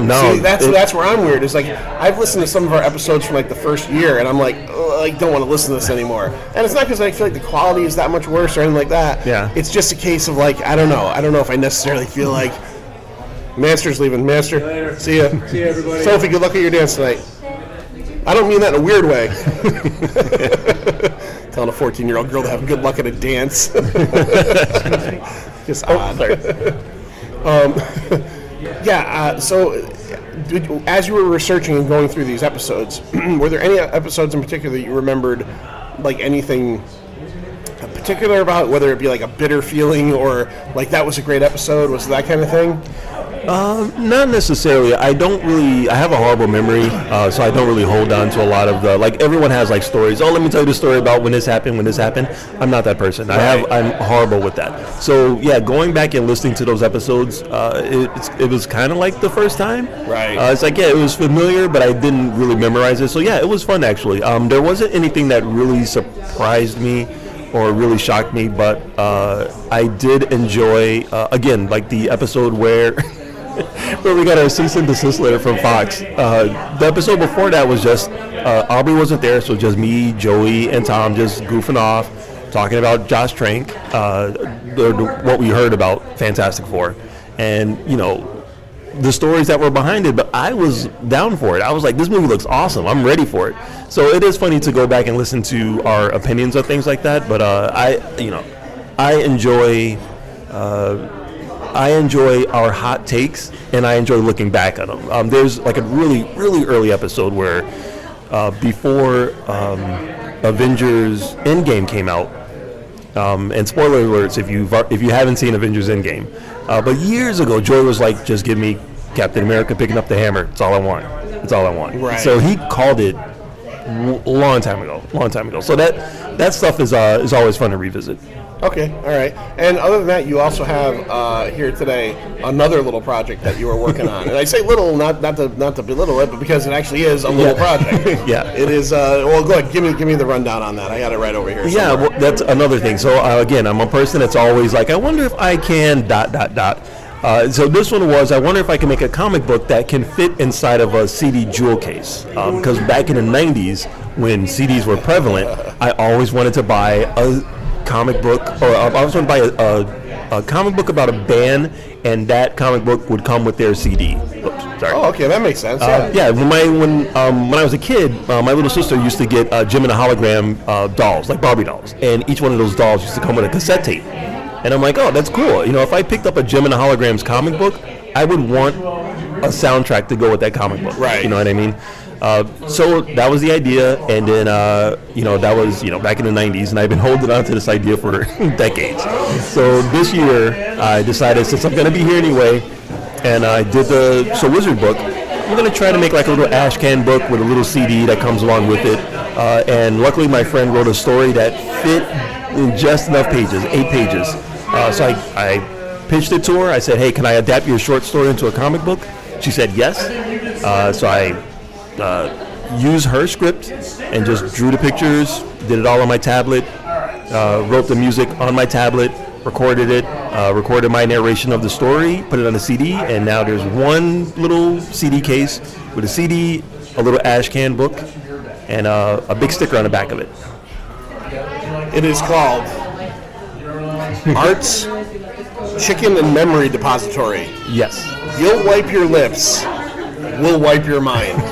It's almost like a cross between Breaking Bad, El Pollo, the Hermanos Pollo Loco, whatever it's called, and Total Recall. Yeah. It's just from looking at this. I have not dug into it yet. I picked up my copy. Now, Mark, if there's any fans of So Wizard out there, which there are, and people that also want to check out this, can they get these from you other than through local con circuits? Or? No. This is only, there's some demand for, not demand, there was some interest in the comic book, the So Wizard episode guide. So I have to recalibrate and see what's going on and see if there's going to be more. But my goal was to only make them available here at BingCon, because BingCon is the only place where I get to feel like I can be an artist, even though I can't draw, and not just a podcaster. So the goal was to have it done for BingCon every year. But we'll see. I might be able to make it available for people online. As far as the mini comic goes, no. It's an ash can book. It's only designed for this one show. Maybe if you run into me at a convention in the Northeast, maybe I'll have some if I have any left over. You can ask me then, but for the most part, they're just strictly here for BingCon here in Springfield, Massachusetts. Should have come to Bing. That's the slogan we're going to use from here on out. Mark, where can everybody find So Wizard? Do the thing that you do every week on the show. I love this part. Oh my God! All right, so usually I do it with a script. I was going to ask, is that out of your head? No. Okay, all right. Like I said, I don't have a memory. Like I can't remember anything at all. Even that I did an episode last week. So you can go to SoWizardPodcast.com. New episodes are there every week. We got our Facebook, our Twitter, our Instagram page, our links to our pages right on there.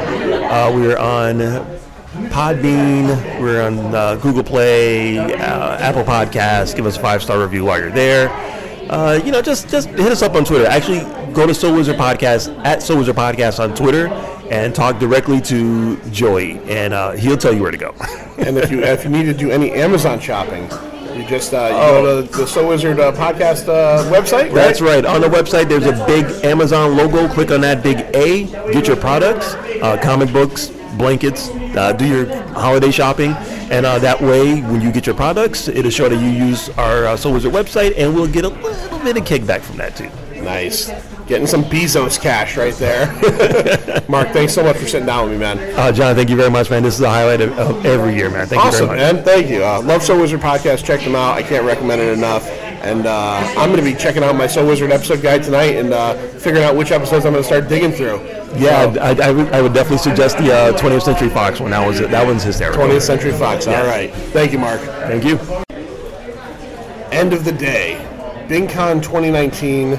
And I like to do, I'm one of those people. I'm a creature of habit. So we talked to Joey DiCarlo last year.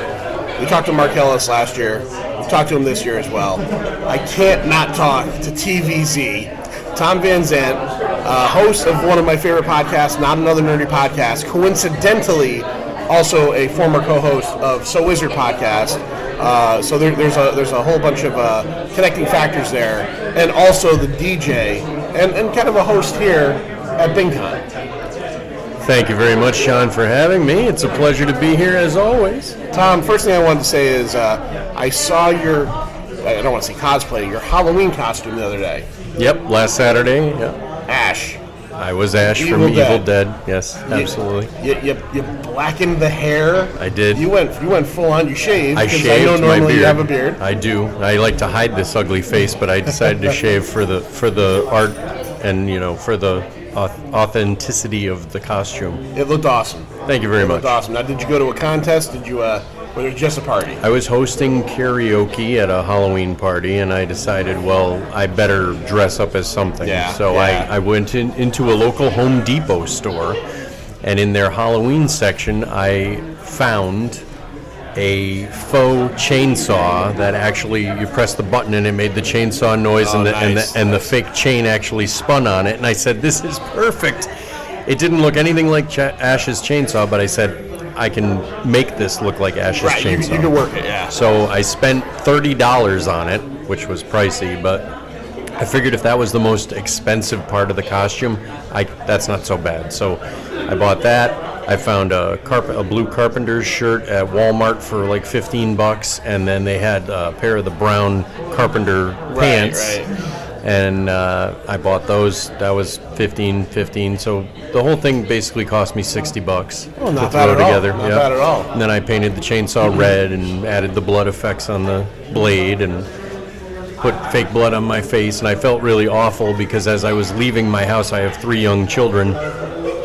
My 2-year-old son was pointing at me going, "Daddy boo-boo, Daddy boo-boo." And you can't explain to a 2-year-old, no, this is fake, it's not real. But so I scooted out quickly, and but I felt bad. This is what happens when you're an older nerd, folks. This is what happens. You end up traumatizing your children. He's certainly going to have a nightmare or two, but it's okay. It's okay. Kids got to learn. He'll grow up on Ash, and he'll love it and appreciate it the way I do. The first time you show him Evil Dead 2 or Evil Dead 1, it'll all click. He'll get it. You go to Art. Oh, he's being creepy again. Oh, John. So creepy. John is snuggling John, and it's a thing of beauty, folks. I wish you could see it. John recently has been dating a lady. And he's in. Well, she's gonna get. I almost said young lady, and I didn't want it to be like, okay, he's dating. She's gonna get jealous if she finds out about this. Yeah, and his amorous side has been coming out. His extremely amorous. He's got a lot of love to give. Lord. Oh Lord. And unfortunately, he's giving it right now on this recording. So what's new with Not Another Nerdy Podcast? Have you? I listen. You guys kind of made mention of. Are you going monthly, or are you just gonna try to do what you can do? So Wizard, when I started So Wizard with Joey and Markellus, I was actually the one that made the edict that we needed to record every week. You need continuity. You need to be consistent. We need to put something out every week. So, ironically enough, I left So Wizard. They continued that. God bless them. I don't know how they've done it for 5 years, but they've managed to put out an episode a week for 5 years. I left after year 2, and I started Not Another Nerdy Podcast, and I originally intended to do the weekly thing, but as you know, life gets in the way. And editing is not easy. No, editing sucks. Especially if you want to put out a product worth listening to. The bottom line is, when I listen to a podcast, I want it to sound clean. I want all the ums and uhs and I don't want to listen to somebody yammering. Right. And stammering. So I take the time to go through an hour and a half long podcast and try to. You can't cut them all out. It's conversation. You can't cut them all out, and I don't cut them all out myself because then it starts to be. There's a difference between stammering, yammering, ums, and then it becoming robotic. Exactly. It's got to sound like natural. It's got to sound like a conversation. But unfortunately, occasionally in my conversation, I might go. Yeah. And you got to get rid of that. Or you get the long pauses. Yeah. So you got to cut those down. Captain of the long pause, right there, Sir John. Sir John. Sir John is like Christopher Walken. When you're editing Sir John, it's literally like you get a wavelength here, and then you get 7 minutes of nothing here, and then you get one word here, and then 4 minutes of nothing, and then one word, and then when I cut everything out, it's one sentence. Something amazing just happened. What happened? Well, yes. You have a candy dish on your table, and typically somebody will come and take candy. This woman actually just came and put candy in your bowl. Did she? Oh, is that candy? She put the Twix back. I thought she was putting the wrappers back, which I thought was equally weird. No, it looks like, well, let me check. Oh, She put full Twix. Twix. These are actual Twix candy bars. She paid it and forward. a Snickers. She paid it forward. She gave you a Snickers and 2 Twix for your I'm trouble. sort of nervous to now eat that, though, because, like, who knows, maybe she You did don't know that- where that's been? Maybe she did the little injecting thing in there, the thing everybody was afraid of in 1982. You think she's trying to drug you and take Yeah, advantage of you maybe, after the show? Maybe. Well, maybe. It's happened before, John. Well, I'll tell you, I think me sitting here by myself might be okay, but once I get the TVZ next to me, the ladies aren't going for this one. They're going for that one. Please. Oh, there's a reason I wear a beard normally. Cover this face. So you now... So anyway, as I was saying, I'm sorry. No problem. So yeah, I wouldn't have been able to not ignore that as well. Yeah, I that was crazy. originally intended for Not Another Nerdy Podcast to also be weekly, but it's just too much editing. I drive tractor trailer truck for a living. John is stomping. He's very upset. And I just can't do it on a weekly basis. I don't have any help. So I do it when I can. I tried to do bi-weekly. That wasn't happening. So now it's basically whenever we can get one out. If there's something relevant that we find worth talking about. You're still moving forward. You're still interested in doing this. Absolutely. I mean, I'm not saying it doesn't seem that way. Your shows are always entertaining, always funny, and you guys seem to have a good time. Yeah, we do. Yeah. When we do get together, it's a good time and we enjoy it. It's just hard to get together at this point. That's because we record during the week, and by the time I get out of work and get home, it's almost 11 o'clock at night. And who the hell, other than me, who wants to record at 11 o'clock at night? I have a couple other friends that do that. Everybody's different. The way we podcast is we'll podcast every couple weeks on a Friday or Saturday night. We start at about 6:30. We always record 2 shows, and we go to about 11. There's a break in between. We bullshit. We'll have a beer or whatever. But we end at 11. I don't think I'd have the energy to be able to start at 11. We've ended at 1 in the morning before. Yeah, no, I and I've got to get up and drive a truck the next day. Yeah. That's the other issue too. So it's dicey, So when we can get it done, we actually recorded quite a bit in the last couple of weeks. I have a 2-hour-long New York Comic Con 2019 episode in the bank. Okay. I just have to finish editing it, but it's 2 hours because I have special guests and I and get all it. kinds I of get stuff. And then I recorded with Mark Mastel and Mike Dobbs of Bing Comic Con to promote this very show. It was a great show. I heard it. Thank you very much. And originally I was going to tack that onto the New York Comic Con, and then I'm like, that's going to be a 3-hour-long podcast. There's no way that's happening. So I released a half episode. I did episode 72.5, and that's our Bing Comic Con 2019 episode, where we have these great interviews with Mark and with Mike, and Mike gets into some crazy stories about meeting Tracy Lords and some other characters, and it was great. So that is the last thing we released. I am going to be releasing episode 73, which will be the New York Comic Con recap. I'm hoping to get that done within the next few days so I can drop it. But it's just, I have this today. I'm not going to get any editing done today. Yeah, no, I'm with you. Tomorrow's my wife's 40th birthday. Oh, wow. So I'm not going to get any editing done tomorrow. It's like you said, life gets in the way. But as soon as I can get it done, I will. People think I just don't want to put it out. That's not the case. I just need to find time to do it. Anybody who's on a podcast that doesn't get stuck with the editing portion of it doesn't get it. They think it's easy. They Well, think that's it's why easy. Joey and I used to fight all the Yeah. time. Because Joey would be like, hurry up and get the podcast out. And I'm like, dude, Yeah. I don't want it to sound like garbage. Yeah, I had the episode we just put out this last week. I edited over 3 nights because, and it was only an hour and a half long episode, but because I got stuck at work one night, I only had this much time that night, and I get to a point where it's like, I just want to watch TV or do anything else. Wind down, right? Wind down, yeah. So what I do now, I break it down. Let's say it's going to be an hour long. I'll edit 15 minutes of it at a time. So I'll sit down, I'll edit 15 minutes of it, I'll put it away. I'll do something I want to do. Right. Okay? Exactly. Something you, that's the same way I feel. Something you want to do because it's like a part-time It's a chore. job. Editing is a chore. And admittedly, I enjoy aspects of it. I enjoy dropping in the sound drops and, making jokes and making it fun and the production value. I enjoy that aspect of it.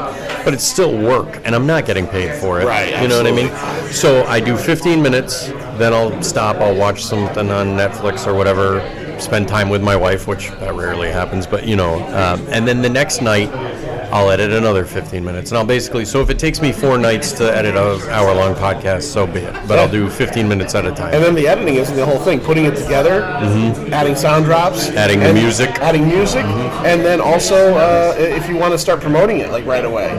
It's a whole thing. It's a whole thing. You got it. The worst part for me in dropping an episode of the podcast, worse than the editing, and this is where Joey and I worked really well when we were on So Wizard together, because I would do the audio editing. He would do the write-ups and the social media part. Right. I suck at that. Right. I am not a social media guy at all, okay? I can barely do any promotion on Facebook, and that's like the easiest platform there is. Joey is like the master. That's like his expertise. He should actually, that should be his job. He should do that, yeah. For people. He should charge people to run their social media. There are people that do that. He would make a killing because he's really good at it. He built So Wizard up to like, I mean, they have a crazy following now. Yeah. That's all Joey. He did that. So I suck at writing what the episode was about, you know, and I'm a writer, ironically, but it's a chore. After finishing audio editing, I don't want to have to sit there and then try to be clever, writing up a clever little synopsis of what you're about to listen to. I'd rather just say, here's episode da-da-da, enjoy. I absolutely get that, because I do the same thing. Yeah. I think we had our 100th episode recently, and I just wrote, like, 100th episode, thank you for sticking in with us, enjoy the show. Right. Because I didn't want to talk about, like, just listen to it. Just listen to it, and then you'll know what I talked about. Absolutely. Like, if something crazy and funny happens, I'll put it in. Like when Dobbs mentioned the Tracy Lord story. I made sure to mention that in my blurb because it was funny and it's worth listening to. And that might draw someone in. Exactly. All right, Tom, so this is what is this on BingCon now? Is this 6? This is year 7. 7. So you were involved from 6 on, or 2 on? 2 on. So I was, the first year they had it at the actual Bing Theater, and it was a tiny venue. They squeezed 27 tables in there, and it was, standing room only. And I said to Mark, I go, you're missing something. It's too quiet in here. You need some ambiance. I go, I have the DJ equipment. If you expand next year, let me know. I want to get involved, and I'll provide some music entertainment. So that's how it started. And so starting year 2 here at the Trinity Methodist Church, I got involved and started providing the music, and then my role grew, and I became kind of the host, the MC of the cosplay parade and the art fight and everything else, which originally I didn't sign on for, but you know what? Some people aren't comfortable speaking in public. I have no problem doing it. So I took it on. I said, fine. And Mark's a good friend of mine. I've known him for almost 30 years, so I'm happy to help. And it's a good cause. Supporting the Bing's a great thing. Supporting the arts, great thing. If you guys have a chance to do it, do it. It will come back and pay you back. It's great. Best one-day show that we go to. I absolutely love BingCon. It's a lot of fun. You're a big part of that. You have so much fun with the art fight and with, had you come in here before with the cosplay parade. Running them through here. Oh, all right. Like Dobbs says, it's a sense of community. Yeah, well, absolutely. And it really is. Absolutely. That's the feeling you get from this show. It's not too big where you feel overwhelmed and like you're just another cattle being herded through. Kids here, families here, and everybody seems to know everybody to an extent. You know what I mean? Yeah, sure. You. And if you don't, you will by the end of the show. By the end of the day. Yeah. I think that's a good way to end this off. I agree. BingCon 2019. My temporary co-host TVZ. With me, Tom Van Zandt. Please check out Not Another Nerd. I always have a hard time. Not Another Nerdy Podcast. Every time I ever say your show's name, I run over it. It really is a tongue twister. Not Another Nerdy Podcast. I don't know what I was thinking when I came up with the name. Actually, I do know. I think I've told this story before. Last year, I might have explained it. My wife, when I left So Wizard and I said, I'm going to do another podcast, and she said, Not Another Nerdy Podcast. Right there. And I'm like, well, you just named it, so thanks. And you got the great logo. Yeah. That was designed by Mark Mastel. Oh, really? Yeah, absolutely. Yeah. Oh, see? Look at that. Circle of Life. Yeah. Bing Comic Con. All right. Pint of Comics, Tom Van Zandt with us. See ya. Thanks, John. You know what? This thing really is picking up everything. I just ended the show with Tom Van Zandt, and then John says, let's wrap it up. I thought John was over there talking to our friends from Robert Baron's Inc., Sal. I am. Sal and Funk. I didn't think he wanted to wrap it up with me, but he's here to wrap it up. John, give me your report card for BingCon 2019. A+. A+. You spent more money here today than I've ever seen you spend any single show and or place, period. Yeah. You bought pillows. Don't give it away. One's for me, one's for my lady friend. Lady friend. She's my lady. My lady. Whoa, whoa, whoa. So, what else, John? What else did you love about the show today? Were there any artists that you ran into? Yep. And I just pulled a muscle in my foot, so now I'm hurting. Pulled a muscle in your foot? Yep. How old are you? Like 29. Okay, yeah.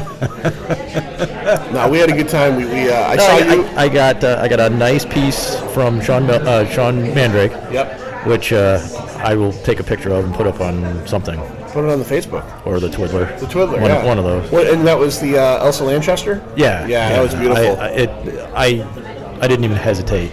You bought that. You bought a couple books from our friend across the way here, Greg Miller. Yep. His book is very kind of fantasy oriented. It's out there. It's out there. It's out there. And I said to him, as soon as I saw it, I bought a print from him. I said, I think I know who's going to buy your book. And then I bought a couple issues here of Blood and Gourd from John McLeod and the folks over here. A cool little horror book. I'll put some pictures up about that too. Yep. And as I mentioned, the So Wizard episode guide. I bought Markellus's little comic / CD, and from Christina Moy. My favorite tea dealer. My favorite tea dealer. She's my dealer, man. What do you got for me, Christina? If you check her out for sure, she does some awesome home blended teas. No, another great show, right? Yeah, I mean, how many cups of coffee did I have before 11 o'clock? You had 6, I think, earlier. I think it was like 6. I honestly thought you were going to start pissing everywhere. Nope. You did a good job. I like my coffee, and that was pretty good. Yeah. No, it was a good show again, and I hope everyone did well. It's hard to tell on a one-day show. Yeah, but it seems like, doesn't look at it. It's all smiles, man. Yeah. Everybody's happy. Yeah, it's a good show. For those that may not make a lot of money on a day like this, at least they're getting their name out there. Right, absolutely. And that sort of thing. There's a couple of artists here that it's their first time. Yeah, I've noticed several new faces here today. Yeah. And I saw you out there chatting along and getting to know people. Yeah, I stayed away from the mic today. I don't know why. Yeah, I got a lot of stuff. I don't even know if I can put this out today because it's so much bandwidth. I don't know if I can take it up today. Oh, yeah. Yeah, but we're going to give it a try. So on that note, we're going to say see you now. Yeah. So I can try to put this episode together real quick and then start breaking everything down. See ya. See ya. It's over, Johnny. It's over! Nothing is over! Nothing! You just don't turn it off!